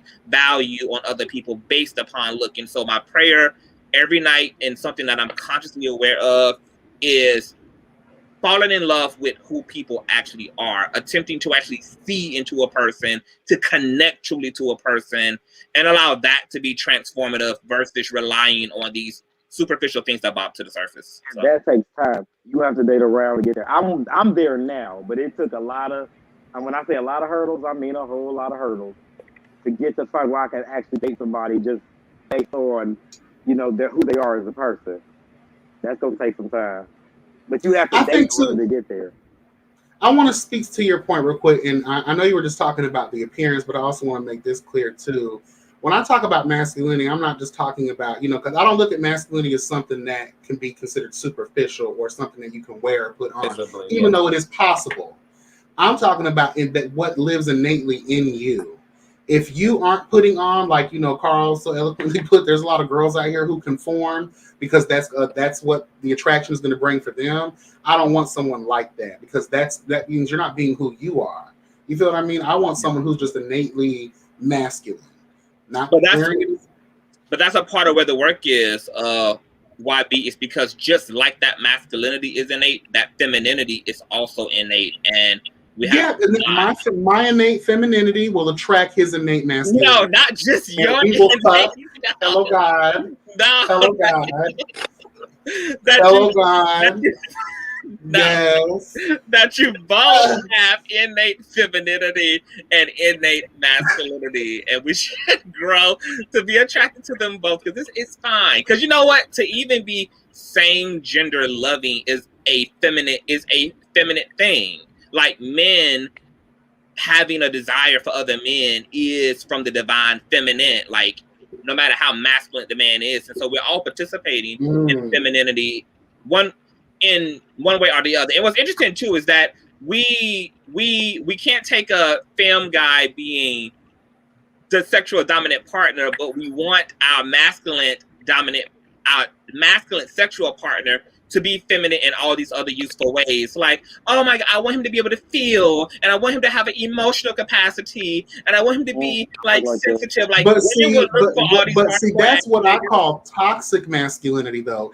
You can be a masculine man and still connect with your emotions and still have, you know, the qualities. I don't want people to think that that's only mutually exclusive to just masculine people, because there are masculine guys who are empathetic, who have sympathy, who have emotions, and that don't mind properly communicating that. Yes, they're a diamond in the rough. They're very rare to find, but that does exist. It does. Yeah. You know. But what's the difference if you swap it out? Like let's say that you have a dominant, you have a masculine man who's masculine in the bedroom, but it's also sensitive and empathetic and have these effeminate traits. Fine. What's the difference between? I'm talking about physical traits. Like, if you just have regular characteristics about you're kind, you're nice, I would love that. Thank you so much for giving that to me. But if you are kind, nice, and breaking wrists as you're doing dishes, bitch, we have a problem. I don't know what that. I would want to explore that. I find those things to be so interesting to me, because I look at the broke wrist and I'd be like, what's not appealing to me about the broke wrist? What is it? Like, what this is a gesture. What I was is just it? using it as a metaphor to just encompass all things. Right, like, right. like if he broke his wrist, I wouldn't care. But let's say I should be the only one blasting Mariah Carey. If I come home from work, bitch, and you were out here voguing it the fuck down to Emotions, girl, we have a motherfucking problem in the building, honey. Send that bitch to the fire. Get your ass out of here. Bam, bam. Wow. I am the only one that will be singing Mariah Carey. Okay? Not him. If I come home and you bumping some Young Thug, well, then again, that's questionable too, girl. Okay, because you know she's one of the gals. You know what I mean? Honey, allegedly. Huh. But, you know, you bump that trade shit when I get home, that's what's going to turn me on. Because if I come home and you're bumping Brandy sitting up in my room, bitch, you ain't going to be sitting up in my room no more. Hello, God. No, Bitch, you're going to be out there with the full moon. I just... You damn right, Cams. I'm not trying to bump purses. Because if my nigga turns around and says, my turn, bitch, then I have to take a U-turn and go find another nigga. Fuck me, sis. Fuck me, sis. Fuck me. Well, again, I just contradicted myself. We're in a relationship. I don't mind beating your ass over, too. And I'll eat the cake. Okay. Oh, I love some cake, but it has to be clean cut cake. Hello, God. Is that feminine to like prep your cake? So you Just get all up in there, girl. You know.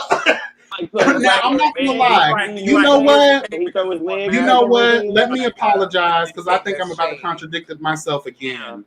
I have noticed when I have been in the verse position, I do take on a more masculine role.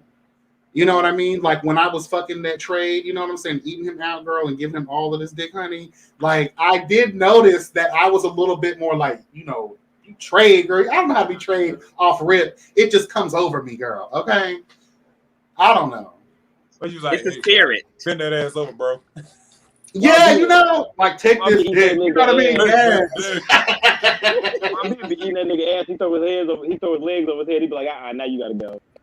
Child, like you doing too much. You doing too if you much. cock that leg a certain way, because you know straight niggas know how to cock their legs. Not straight men, but you know more masculine men. They know how to cock their leg to make them not look so suspicious. You know.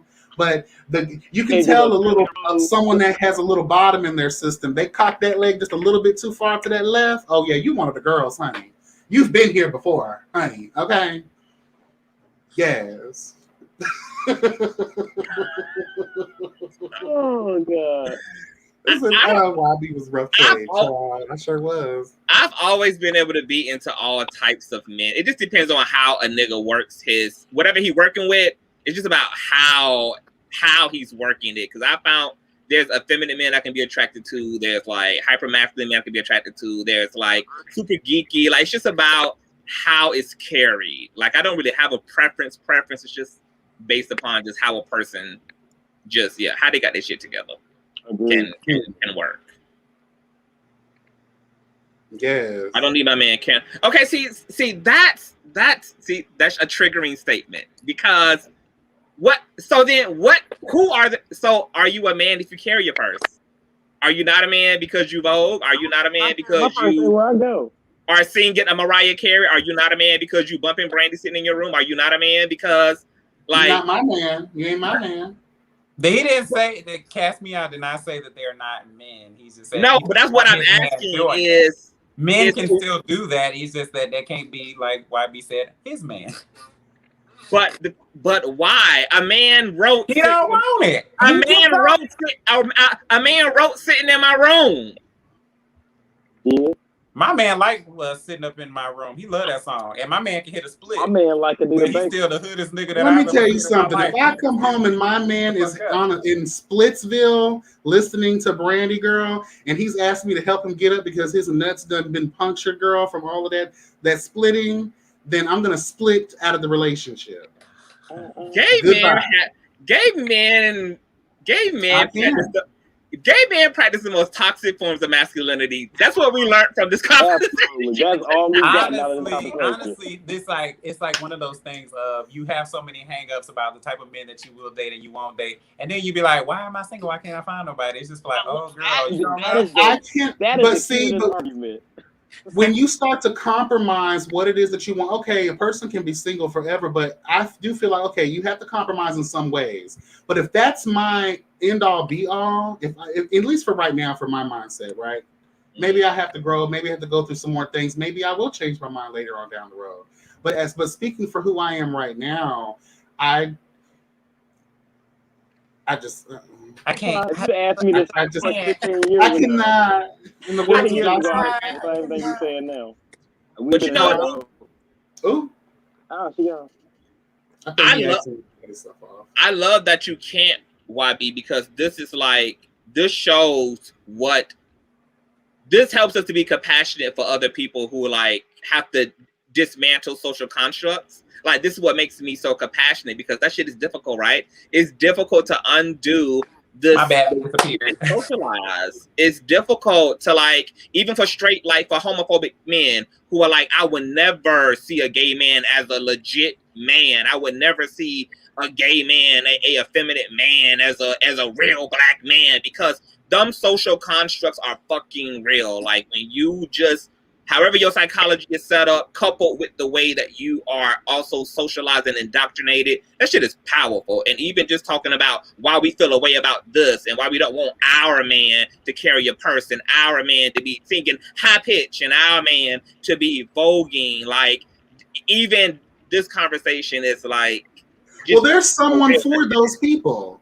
They're going to love you. Carl's going to fuck the shit out of your ass. Hello, God. Tramel might think about it. We know you're going to go ahead and give them all of that great Davion dick, honey. Hello, God. We know that y'all are the people for those people. But when it comes to me, no to the ma'am. Girl, I can't bring you home to my mama. My mama already got her little hang-ups, honey. She just be looking like, really? My family mom be like, oh, really? With me. There's someone for those people, and I think that's great. You know, and I find it that for you guys that can have all of the hiccups that I have, it's easier for y'all to find love, and I'm so happy for y'all. Maybe I might be a lonely whore, you know what I mean, until I finally find that one. Because I think we also need to put some respect on the fact that there are masculine, openly gay men. They just don't walk in the same spaces as us. They usually white boys. I'm gonna tell you how this preference shit is completely bullshit, because when we look at other cultures and the way that men and women are socialized, men and women still have to find a way to like get with each other based upon the culture that they're in. So there are plenty of cultures where these masculine ideas and these Western ideas don't even exist, and yet people still like. People of the opposite sex still form attractions to one another, and people of the same sex still form attractions to each other, irregardless of these standards not existing in a field. And so when I talk about these things being social construct, like, that shit is real. We think our preferences are really rooted in something of substance. They're really not. Like, you can recreate that shit. It's mental. It's a thought form. It's ideological. That shit can be canceled. I mean, because I feel like those bullets were meant for me. I mean, I get it. You can also argue that when gay men come out, they become hyperly feminine. I mean, that can also be a social construct as well. Like, that's what you're supposed to do. You're supposed to express yourself in the most flamboyant way as possible. I mean, that can also be. But every gay man who actually comes out don't perform femininity, because every gay man just is not effeminate. Exactly. And just because a man is masculine naturally and they're desired, it can be a social construct just as well as if on the flip side, a feminine gay man or being, overly flamboyant can also be. The only thing that's of substance in all of us as queer, as same gender loving men, is the same gender loving part. The rest of it is literally warped psychology and socialization. The rest of all this preference shit is socialization. The only thing that's actually real is the fact that you are attracted to the same sex. That's it. The rest of that shit is man-made and manufactured. But we don't know it because Well, it's we not live so man-made. close. It's Because we live definitely so a close part up. of it. It's a part of, you know, just natural selection. Let's just be honest, you know, What? because animals all look the same, but they still preference other animals over, you know what I'm saying? Like when they're doing mating season, the male with the biggest titties probably gets the most females. You know, this is one of those things. I Like mean, they might look and I like want with to the baboon with the reddest ass will get most of the play. And I do want to put some respect. I do, and I don't want to make it seem like masculinity is only exclusive to top behavior. No, there are a lot of masculine people that are bottoms. There are a lot of masculine people that are versatile, obviously, that enjoy the different spectrums of pleasure. So I'm not attracted to a masculine bottom girl. Okay, I'm attracted to a masculine top. Yes, we know. We just gotta let the girls know. We like masculine bottoms. Carl, you like masculine bottoms? I like men. See, this my nigga right here. I don't even care. This Carl is the evolution of he's the evolution of gay men. I've dated so many different men. It's been so different. I'm not there yet. Like I said, hopefully one day. Well, not hopefully, but if one day it ends up happening, then God bless. But as of right now, I just can't envision it. It'll happen. It's okay. Still got time to work. But I love people, and I wanted to answer Dee's question. No, I don't feel like there's a discrimination factor there because discrimination implies hate. I don't hate anybody. What's the question? The question was, is it? Hold on. I saw it. Was it preference or is it discrimination against like feminine men? Yeah. That's you want to lower your dating pool. Try to find a man that got his own house, a car, and a job. It's real small then. Where's the question? But that was the question. Like, because your man who probably got all of those things probably has a purse to put all that money in them car keys in. Who you look? When I start asking, I start noticing the ones that had it together start getting a little bit more feminine. The trade niggas they had no job, no money. Not a one. No, that's the specific trade. Now, I don't see when I use trade and masculinity, I'm not talking about just one specific type. So there's many people within that spectrum, right? I don't want the broke ass trade. I don't want the trade who's on the bus. I don't want the trade who's just trying to come through and whatever. I want a piece of trade who's loving me, fucking me, giving me all the things I need, require, and desire. Late in the midnight hour. Hello, God. I got the ones that's broken, thinking good dick because they ain't got no money or a place to stay.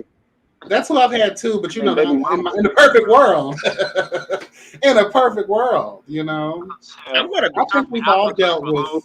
They are not out there. The best one I had, he had a girlfriend. I just learned to just be the side piece. Look at Kat. It's a bitch. Y'all ain't gonna force me to like no queen just because y'all do. She'll get out of that real soon. I too had to get out of it too. I realized I would never find love. Keep fucking the trade. Yeah, I think it's a growth thing. I really do. Cause my twin flame, my ex, I loved him unconditionally. So I was gonna put up with whatever I had to put up with, but he was so extreme in his masculinity, like. He don't want you to touch his ass. He don't want you to grab his ass. He don't want you to look at his ass. He don't want you to talk about his ass. He don't want you to feel around in his ass. He don't like it. That's not gonna work because I like very, very, very extreme. Like the pendulum swung completely to the left, and I was just like, I remember sitting in their relationship and being like, I love him and would literally die for him, but I can't believe that we take these things so seriously. Like we end up and we don't evaluate them. Like your ass is a part of your anatomy and it's a part of your body, which you bring completely to a sexual experience. Child, you can't take that man's booty if he don't want you to take his booty, girl. But that's the thing. Like it's just like you ain't gotta have it taken, but you ain't gotta act like it's Area 51 either. Like it's okay. it's okay. Like to be that high strung is unhealthy, like to be that, because what it really screams in both extremes, I mean, in both cases, is insecurity as a masculine person, because the truth is you're really out of touch, and insecurity with your femininity, because you're really like the same for those bottoms who don't touch my dick, don't suck my dick, don't like, I'm a lady in the bedroom, like, don't even make me feel like a man at all. It's like I just can't, like, I just can't. It's just, I get it, but I'm just like, really? Are we really idolizing these things? Like, what about just being fluid? What about just freeing yourself and allowing your body to be on the altar, and allowing this person's body to be on the altar, and just allowing and appreciating what organically happens in that space, versus having these projections in your head, like having these Pornhub ass ideas and having these Pornhub ass fetishes, like, just, and I don't, it's something kind of like dehumanizing about that level of objectivity, and it makes me uncomfortable as a human. I just don't, I feel like people, it's supposed to be richer. It makes you uncomfortable as a human because that man is uncomfortable about yes, it's because your ass is your ass, honey. You like, know what? It's making me uncomfortable because you want to let me play in your ass. Look, it's making me and my homegirl uncomfortable because you that pressed. Like, it's not that deep. And and really what's to eat? Like, maybe there's some trauma there that he probably never felt like expressing. Maybe he had something traumatizing happen to him. There definitely was trauma, but he had been that way before a traumatic experience even happened, because he just really identifies with those heteronormative ass ideas. Like, he really believes in that shit. Like, there's man, there's woman, and you the bottom, and you're supposed to be a lady, and you're supposed to subject yourself to my authority, and blah blah blah blah blah, a bunch of stupid ass. But if it, I can say that something can be wrapped up in that logic, but could it also be just physically when it comes to feeling? Some people just aren't comfortable with you touching certain parts of their body. Like, my man doesn't like to be tickled, and I tickle anyway. Hello, God. He doesn't like to be tickled. He don't like me to touch like certain parts of his arm because it makes him very ticklish. I do it anyway because I'm a mean bitch. But I do feel like if the person doesn't want a certain part of their body touched, I don't think that I can make an argument to why they should let me touch it. But then, like you do say, on the other hand, there is certain things that go hand in hand with that. Maybe if he released the trauma, he would let you touch.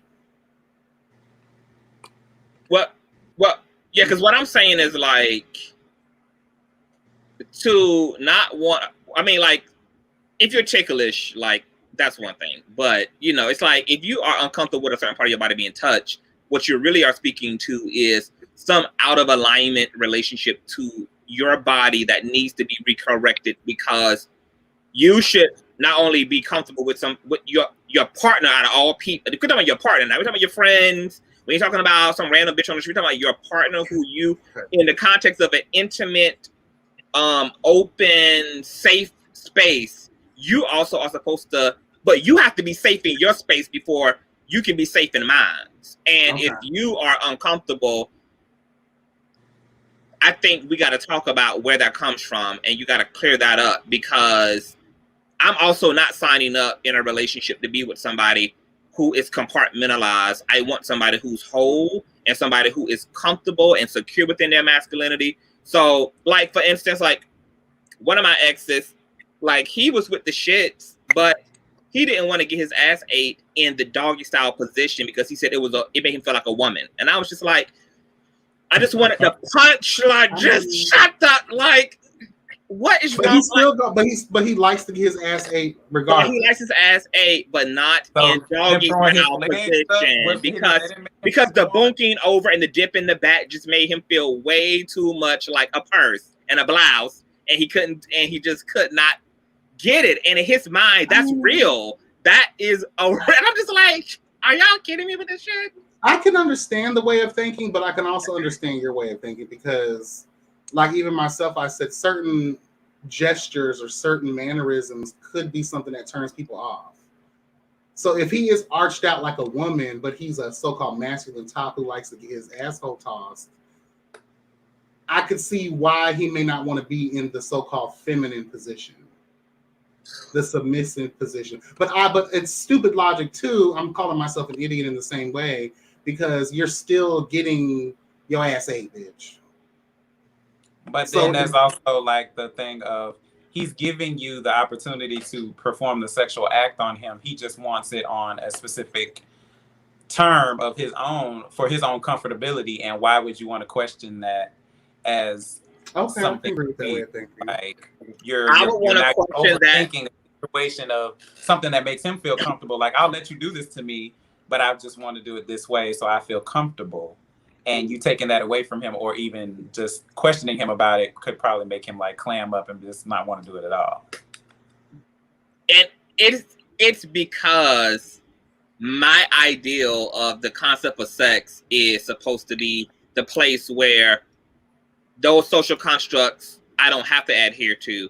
Like, the reason why the porn community is so littered with all of these subcultures within them is because it's a place of total freakazoid. It's a place where fantasy and imagination and creativity and just transcending like the bullshit can happen. And so for me, I like, if you can't come to the bedroom free, that alone is going to turn me off sexually because beyond just the physical pleasure of sex, what turns me on is the idea of the trust that happens when two people come together.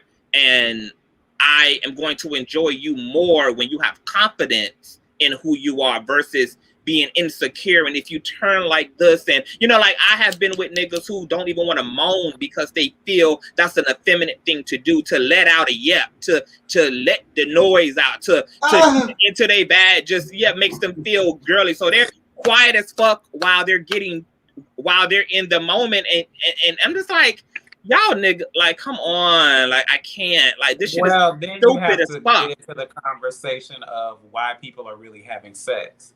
Because you say it's a freeing experience for you and you come with this energy of it's a freeing experience. Some people are coming just literally to please themselves, and how they want to please themselves is probably not being free with you. And they ain't gonna get it with me because I only do with free niggas. I can say for myself, when I had relations that were casual, when I was just fucking randomly, I'd never actually wanted to have a freeing experience with no nigga that didn't belong to me. I didn't want to have a freeing experience. I was just literally there to get what I needed to get and get the fuck on. And I wasn't trying to share anything with you. So no, you could not put me in certain positions. No, you could not get in certain acts from me. If I don't like you like that, if you were not dating, I'm not sucking your dick. If I don't like you like that, I'm not eating your ass. We are not doing nothing, or I'm not kissing you. I'm not doing none of those things with you. We're just going to literally do these one thing or one or two things, and I got to get my ass up and I'm going home, and I'm not probably never going to talk to you again.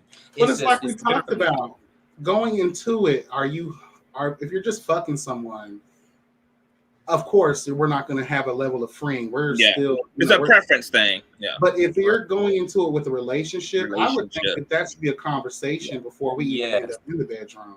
Yeah. Because if you plan on being with me, you need to know what I'm into, and I need to know what you're into. That way, we ain't fighting on the battlefield of the bed, girl. Because I don't have time for you to, at the last minute, say you don't like this, but no. Let's talk about this. But it could be the thing too. Like, if you're going into a relationship with somebody, and let's say you've had sex with them prior to the relationship, is the sex different? Is it more freeing? Or is it just the same sex that y'all was having before and they just... I will say this. Sex while loving someone is 10 times better than sex without loving someone. Yeah. I felt that difference. Like, oh, girl, it's an amazing feeling when you're fucking someone you actually like versus someone you just met on the corner. Right. Like, and a lot of people are a lot more free. Like, I know, like, a lot of bottoms or like a lot of verse guys who be like, I don't allow myself to bottom unless I'm in a relationship. I'm not allowing people to intrude me in that way. I'm not going to, open myself up in that way. So they'll play the top in their sexual hookup life. But when it comes to a relationship, you can have it all. You can have all of me. It's fine. Right.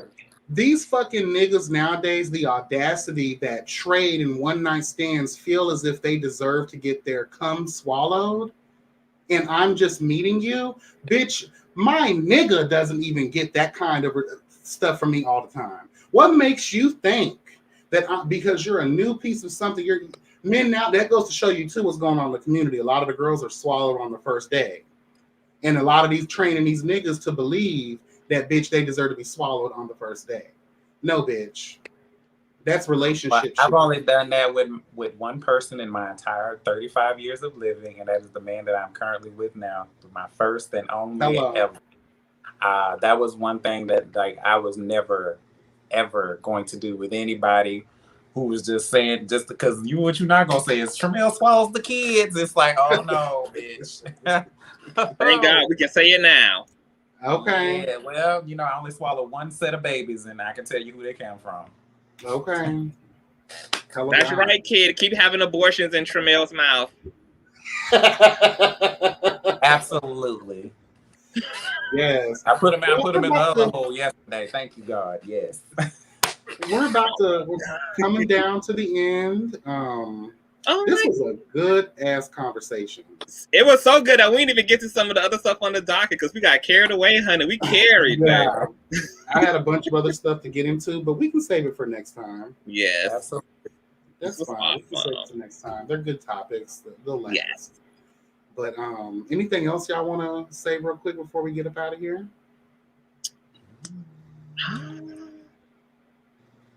Life is good. Stay prayed up and be prepared for the rapture. Jesus is returning soon.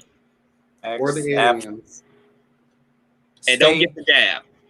Stay humble in your life, and don't overstep your boundaries. Stay in your lane, but create a lane of your own. Absolutely. Did you want to bring that up real quick? What? Because I know you wanted to talk about something relating to that. Yeah, real quickly. Just beefing with people or having an issue with someone, and then you going around that person and trying to intermingle yourself into their circle of friends or their relationship, trying to speak to their significant other. I feel like that is weird, and I wish people would stop doing that and stop carrying around a need to bother somebody if you don't fuck with them. I just don't do it. I just really don't understand it. I don't understand why people think that that's cute or something to do. I've had that happen to me by two individuals recently who just decided that they needed to be a part of my life by not being a part of my life by trying to get to me through other people. And it might have they tried to make it come off as if they were trying to, make amends or trying to work with a new individual, but knowing that this person is deeply connected with me and they have a deep issue with me, I feel like that is contradictory. I feel like you should never, ever try to work with or around someone you have a problem with at all. I feel like that is just crazy. But those are people that are trying to swindle their way in your life, and also to a Trojan horse. Let me come in, if this bitch forgives me and I can be this person's friend, I might be able to do X, Y, and Z while I'm led to roam free in the castle. No man can. You will be executed, bitch, on sight. The laser beams of Superman himself will behold through your eyes, bitch, and you will be dragged to the sea of fire where you will be whipped and lashed by all of Satan's demons, girl. I think it's a level of fuckery that comes with it. It's just like, bitch, what you really trying to do? Like, you don't know this person. You don't know that you met this person around me, or you know of this person through me. So you coming to talk to this person after we have an issue, it's kind of like, bitch, you trying it. And I feel like you're trying it because you just want to be like, oh, girl, you don't like me and you don't fuck with me. But guess what, bitch? I can talk to your man, though. And that sits up in my spirit of like, bitch, you want to fight. Security! Get that bitch! Get this heifer up out my house. And what it is a gaslighting tactic from a narcissist. It's all with the intention of gaslighting you and triggering you and hoping that you will react, because what narcissists like to do is gaslight you and then use your reaction to scream back to you that you're insecure and paranoid and a psychopath, and it's all a bait. It's a bait. I was called insecure. I was called miserable. I'm See? like, how am I insecure or miserable when I don't talk to you? I don't bother with you. You're literally bothering me. You're inserting yourself in certain situations. First of all, you're like talking about me. This person was talking about me to friends of mine, like dogging me out. I never said anything. I kept it cute. I kept it quiet because, bitch, you're trying to get my attention. I'm not looking for yours. I look for nothing about you. So the fact that you would call me miserable or say that I need therapy because I told you to stop fucking with me is a whole clusterfuck of narcissism if I've ever seen it in my entire life.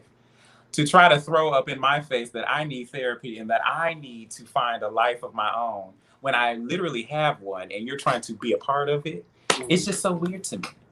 Weird. She's worse than that bitch Ariel. She just wants to be part of someone's world. Girl, please. You trying to get my Prince John? Girl, me and my daddy, Mr. Trident, King of the Seas, will drown your motherfucking life force, bitch.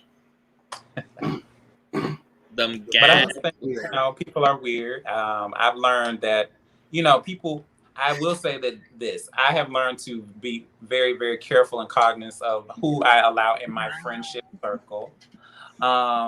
Period. Yeah, I don't really too much have too much industry friends no more. I don't know. These girls is real weird, especially when you got a man. They think that that's the shit cute. But bitch, I will slap a bitch, honey. I will slap a hoe real fast if you ever come around my way talking that weird ass shit.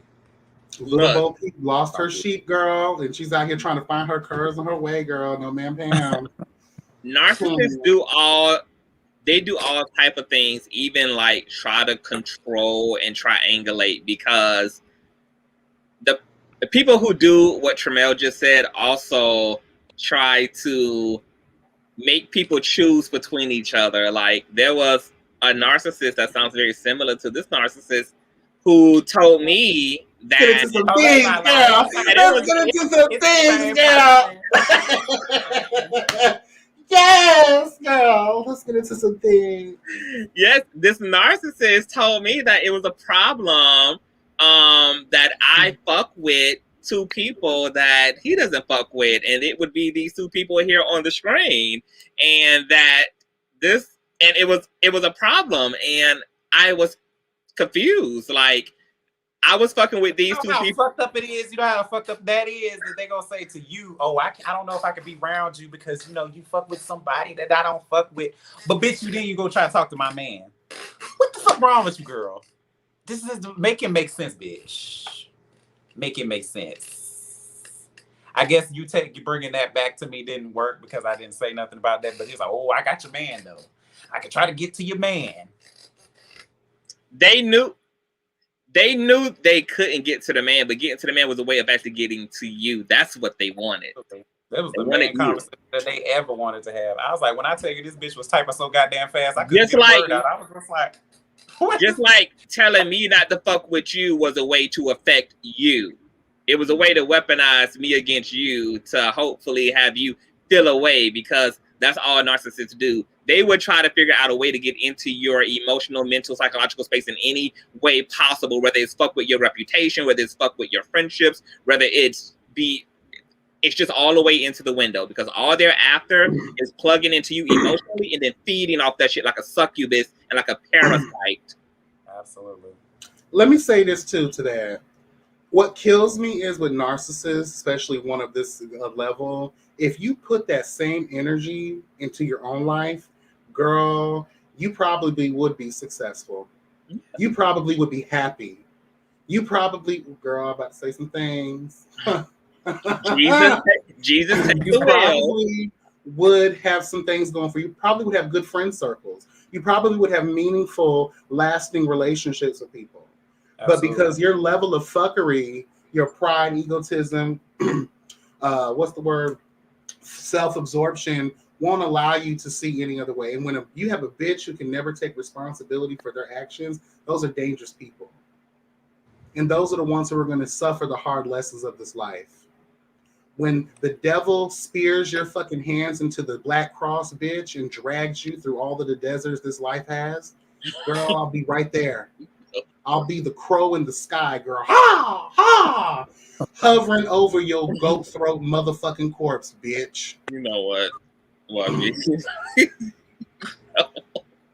But yeah, it's just I think I want to normalize this, like having boundaries and giving people. If I don't fuck with you, or like I give people the respect of, if I don't fuck with you, bitch, I just really don't see you. Like, you're not nobody who I see. If I see that you have an interview, if I see that, because there's a bitch that I don't fuck with now. Her name is Akeem, Sir Akeem Gianni. Oh, what happened with y'all? Grandma. Oh, that bitch tried it. Oh my God, she got her ass up on the Wiley show, and she was talking some cash ass shit. When I tell y'all, I found that bitch. I went up to where I found out what that bitch was, because she said she wanted to beat my ass on a live that I cussed her out on. And she said she wanted to beat my ass, so I was going to get my ass whooping. And the girl did not want to get my ass whooping. She ran her ass right onto her car. I should have called the police on her because she was definitely DUIing. You know what I'm saying? But yeah, I'm looking for her, and I'm gonna see her one day, and I'm gonna. That's elderly abuse, girl. You know that's elderly abuse, right? That's fine. That old bitch want to pop them gums at me.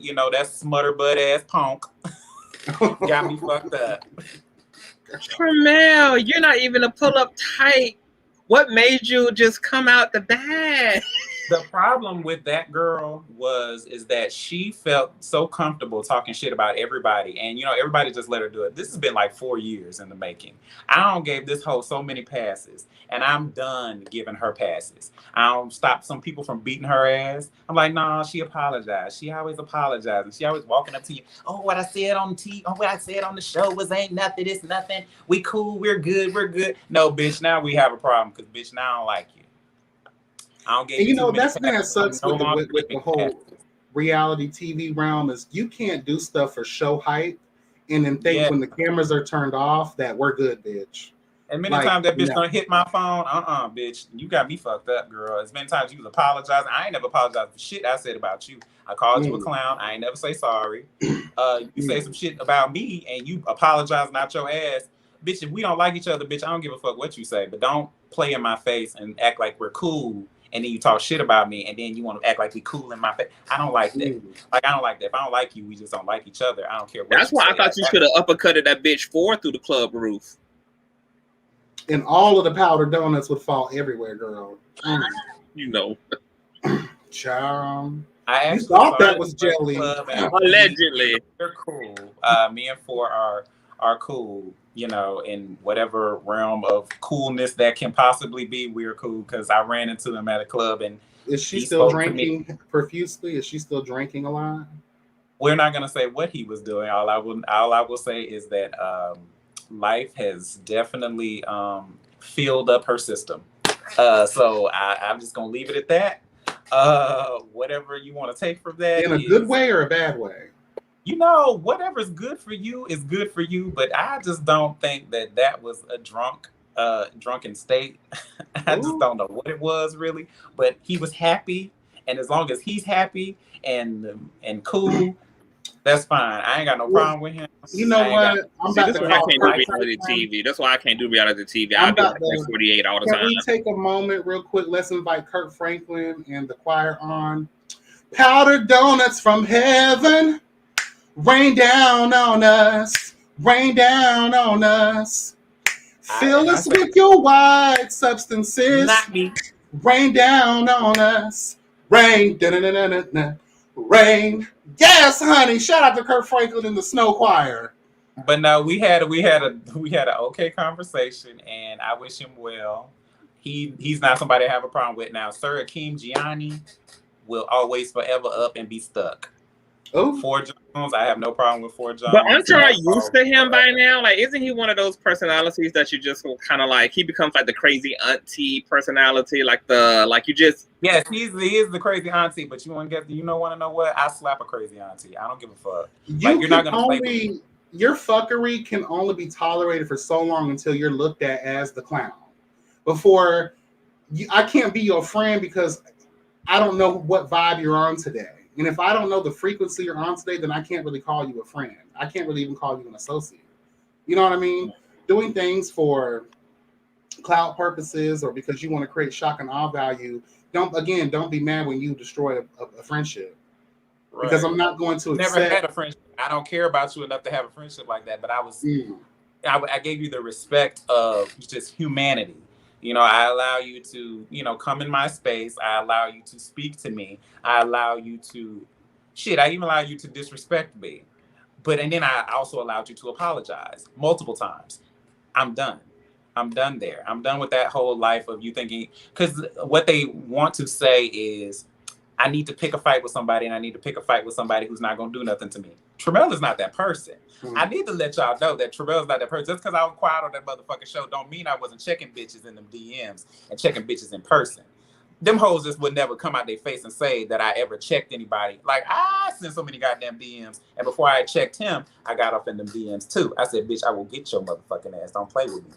Tremendous. And he knows that. He knows what time it is. No, I check bitches in their DMs all the time. I check the miserable hoe. I'm gonna manage your social media. I'm a DM gangster. Like, honestly, like, I don't mind dropping a location or something like that. I mean, we can talk about it. We can get out. We can do whatever you want to do. Bitch, I got a fun bag. I'm all good with whatever you want to do, but don't play with me. No, no, you can't be going to prison over these whores. You can't be catching charges for these heathens. I would never catch a charge. I've never been to jail a day in my life. I've never been in a physical. If you're gonna be beating their ass, that's gonna be. I'm not gonna beat nobody's ass. I never said nothing about me beating nobody's ass. I'm just saying if we got a problem. You said I will beat your ass. I mean, I said to slap somebody. I ain't saying nothing about. Okay, you can catch a charge for slap. That's assault and battery, sir. Is it? It might be a justifiable two-piece in the. It might be a justifiable two-piece in the biscuit, but yes, assault and battery nonetheless. Well, you don't think them kind of problem over them whores? Honestly, what's really about to happen is it's just about to be a couple of verbal altercations, honestly, because I ain't trying to be out here going to no jail for nobody. But guess what, bitch? You hit me, ooh, I just want you. Let me tell y'all something about this whole jail thing. This is what I love about a lot of different like scripted television, especially like the shit like Desperate Housewives, the real. They edited it out, Joshua. They edited all the energy out. When you drag a bitch and you act like you're their friend, you invite them over, claim you're having a party, but don't really have the party. They're in your home alone. You wear they motherfucking ass out. You wear them the fuck out like Diamond did Ronnie in the Players Club, bitch. You whoop that bitch's ass. There's no witnesses around. And then you give the bitch a first aid kit when you're done. Clean yourself up, bitch. Because you can't call nobody because there's nobody to witness what ass whooping just befell on you, hoe. So we got to start doing it the classy way. Drag these hoes into the dark corners, girl, and wear they ass the fuck out, bitch. They're run. Wear they ass the fuck out. They ain't gonna run because you done created the guys that we're here for. This is peace. We come in peace. I don't know how to do the other one because my fingers are too big for that shit. But bitch, we come in peace, girl. And then that hoe gonna think, well, thank you, Jesus. Spock, live long and prosper. As I live long and prosper, this ass whooping upon you, bitch. You know what I mean? Drag that hoe into the corner and whoop that ass. I live for that. I used to do this shit back in the day. Oh, hey, how you doing? Bam! Just go off on your motherfucker. Everything all right? And just hit that bitch in the throat. And then leave. Ain't nobody see nothing. Get in your car and get the fuck on. I taught Peacemaker, but that's exactly why I can't be. Is happening. Status season 3 is going to start filming, so we'll see. Are you going to be on season 3? We'll see. I'm thinking about it. I have so much respect to y'all because I'm a violent ass bitch, so I cannot do that type of reality, like conflict reality TV. I can't do it. I can't. I just can't. Can I ask this question? When will we be seeing the final touches of the 3-year season that we've been waiting on? So I actually filmed some of the confessionals for there's supposed to be a trip that we took. I think he's still collecting footage for that, but I think he's also like preoccupied with a new show that he's been filming, Glam Devos, which I might make an appearance on that too. You know, grandma's on there, so I'm thinking I just want to see her now because I just really don't have the time. I just need to see her. I need to step off into her little TV realm and see what's really popping, because look, grandma think that she can just run around and say whatever she want to say. And, you know, I'm tired of grandma. Grandma. I will honestly say that I was the second oldest person on that cast, honey. And that old bitch she's still too old to be doing what This is my thing, though. If we're going to sit here, because technically, let's just say, just for consistency and time's sake, technically, y'all should be working on your season 4, season 5. So if we take the longevity of it, season 2 is technically the season 4. How much longer are you guys going to put up with these productions and these shows and these cast members year after year after year, because now y'all are so grown? How, on a human level, I can't expect y'all to put up with so much, and the not getting paid factor also sucks too. How much longer do people expect y'all to? That's why I would live for a different cast. Maybe not all different cast members, but at this point, me watching y'all for this long, because again, mind you, this is season 4 we're talking about, even though it's not season 4. You feel me? How much longer? You know, just I don't know. Well, from what I hear, there's going to be a few new people on this new ride. So, you know, I don't know. I really don't even know if I'm going to really participate. I know that there are like a lot of things that I will not be doing. I definitely won't be talking to certain people who I've been on this 4-year ride. I told you. Remember, I told you that's why I feel like you would do better, like participating in the background in production. That's a possibility. I think you would do well with that. Hey, and I'm actually thinking of all my little options, honestly, because I really don't have to. I don't need to go back on that show like at all, really. If I want to, I can. Because I'm I'm looking at other opportunities too. So we'll see. I mean, we'll see. Okay. But these girls, they're a handful, honey. They are a handful, and I don't care. A handful. Salute to you. But y'all just keep watching. It's gonna come eventually. I mean, they pulling together what they can pull together. Child, I will count all of the sand in the desert, bitch. It's under new management. We'll give. I would say. I'm honestly gonna say. Who's the anonymous donor? Is it a rich bitch? Is it someone we know? Because the letter that KL put out in reference to finishing up the rest of this season, along with the other shows that he has going on, he made that public. And on it said that they have an anonymous donor. That's why they're able to like do what they're doing now. So I just want to know, is this PPP loans, girl? Or is it this could possibly be. Or you know, pay it forward possibility pop. Hello, God. I'm here for it. But no, I say give KL a chance to just, you know, give him an opportunity, because he really was like a silent like producer of the whole thing, and I feel like under him it'll be a little bit different. I'm hoping. I'm just gonna say we're gonna hope that it's different. So in honestly, some weird, twisted way, I believe that. Yeah, in because some way, that other bitch got on my fucking nerves, and I'm glad that hoe gone. I'm glad she's gone. Glad she's gone. She the reason why the show was taken. She the reason why the shit was fucked up. Like her young ass, that little raggedy ass little punk, got me all fucked up. That girl was weird. She was a weird little lady, and she did weird things. She did favoritism and all kinds of shit. Like she was editing it to be all weird and shit. Like not even editing it like in a bad way. Just editing it to just make it look like some fluffed up type shit that really wasn't happening. It was just so Well, but it's the same thing with Little Bo Peep. Little Bo Peep lost her sheep child. Humpty Dumpty had a great fall.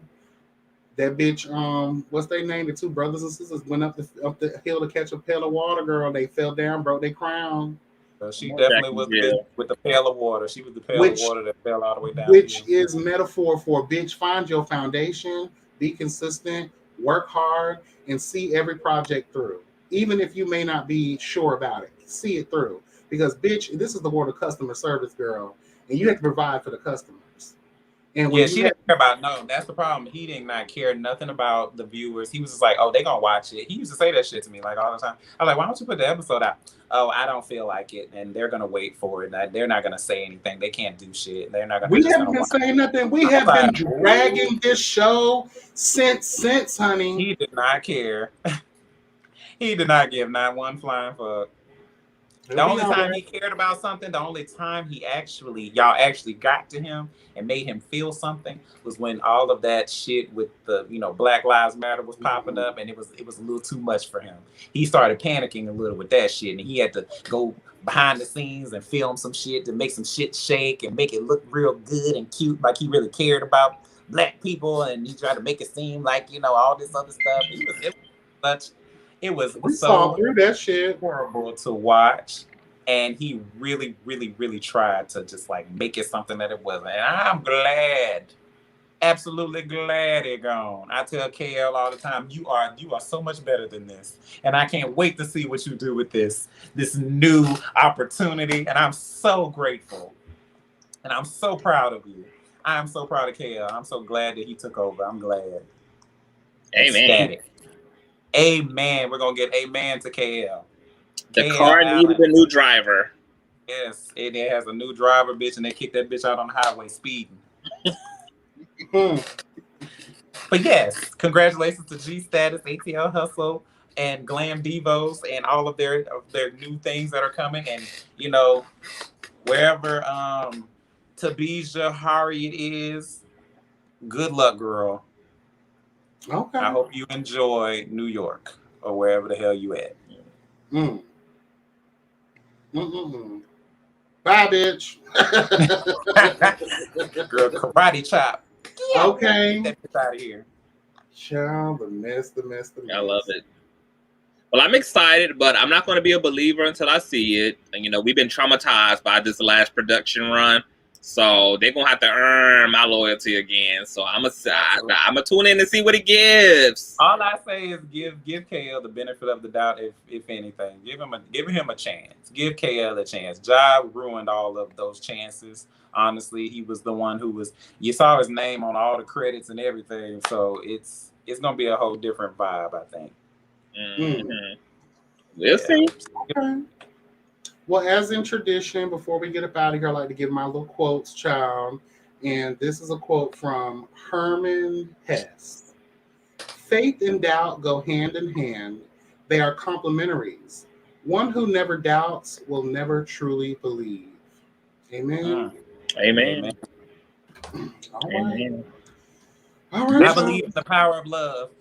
Okay. Yes. Come through. The power of love. You done got her started, honey. Thank you guys so much for joining us. We really do appreciate y'all. Please continue to like, comment, subscribe, and share. Love on everyone on the panel. Thank you, Conscious TV, Tramel, Carl, and the Cats Meow could be here with us today. But he's in the chat. Amen. So share everybody with love. He was here in spirit and in actuality. Yes, ma'am. Okay. Yes, ma'am. Meow. Period. All right, guys. Anything else before we dip? Keep following, keep looking, child. I'm gonna be interviewed on the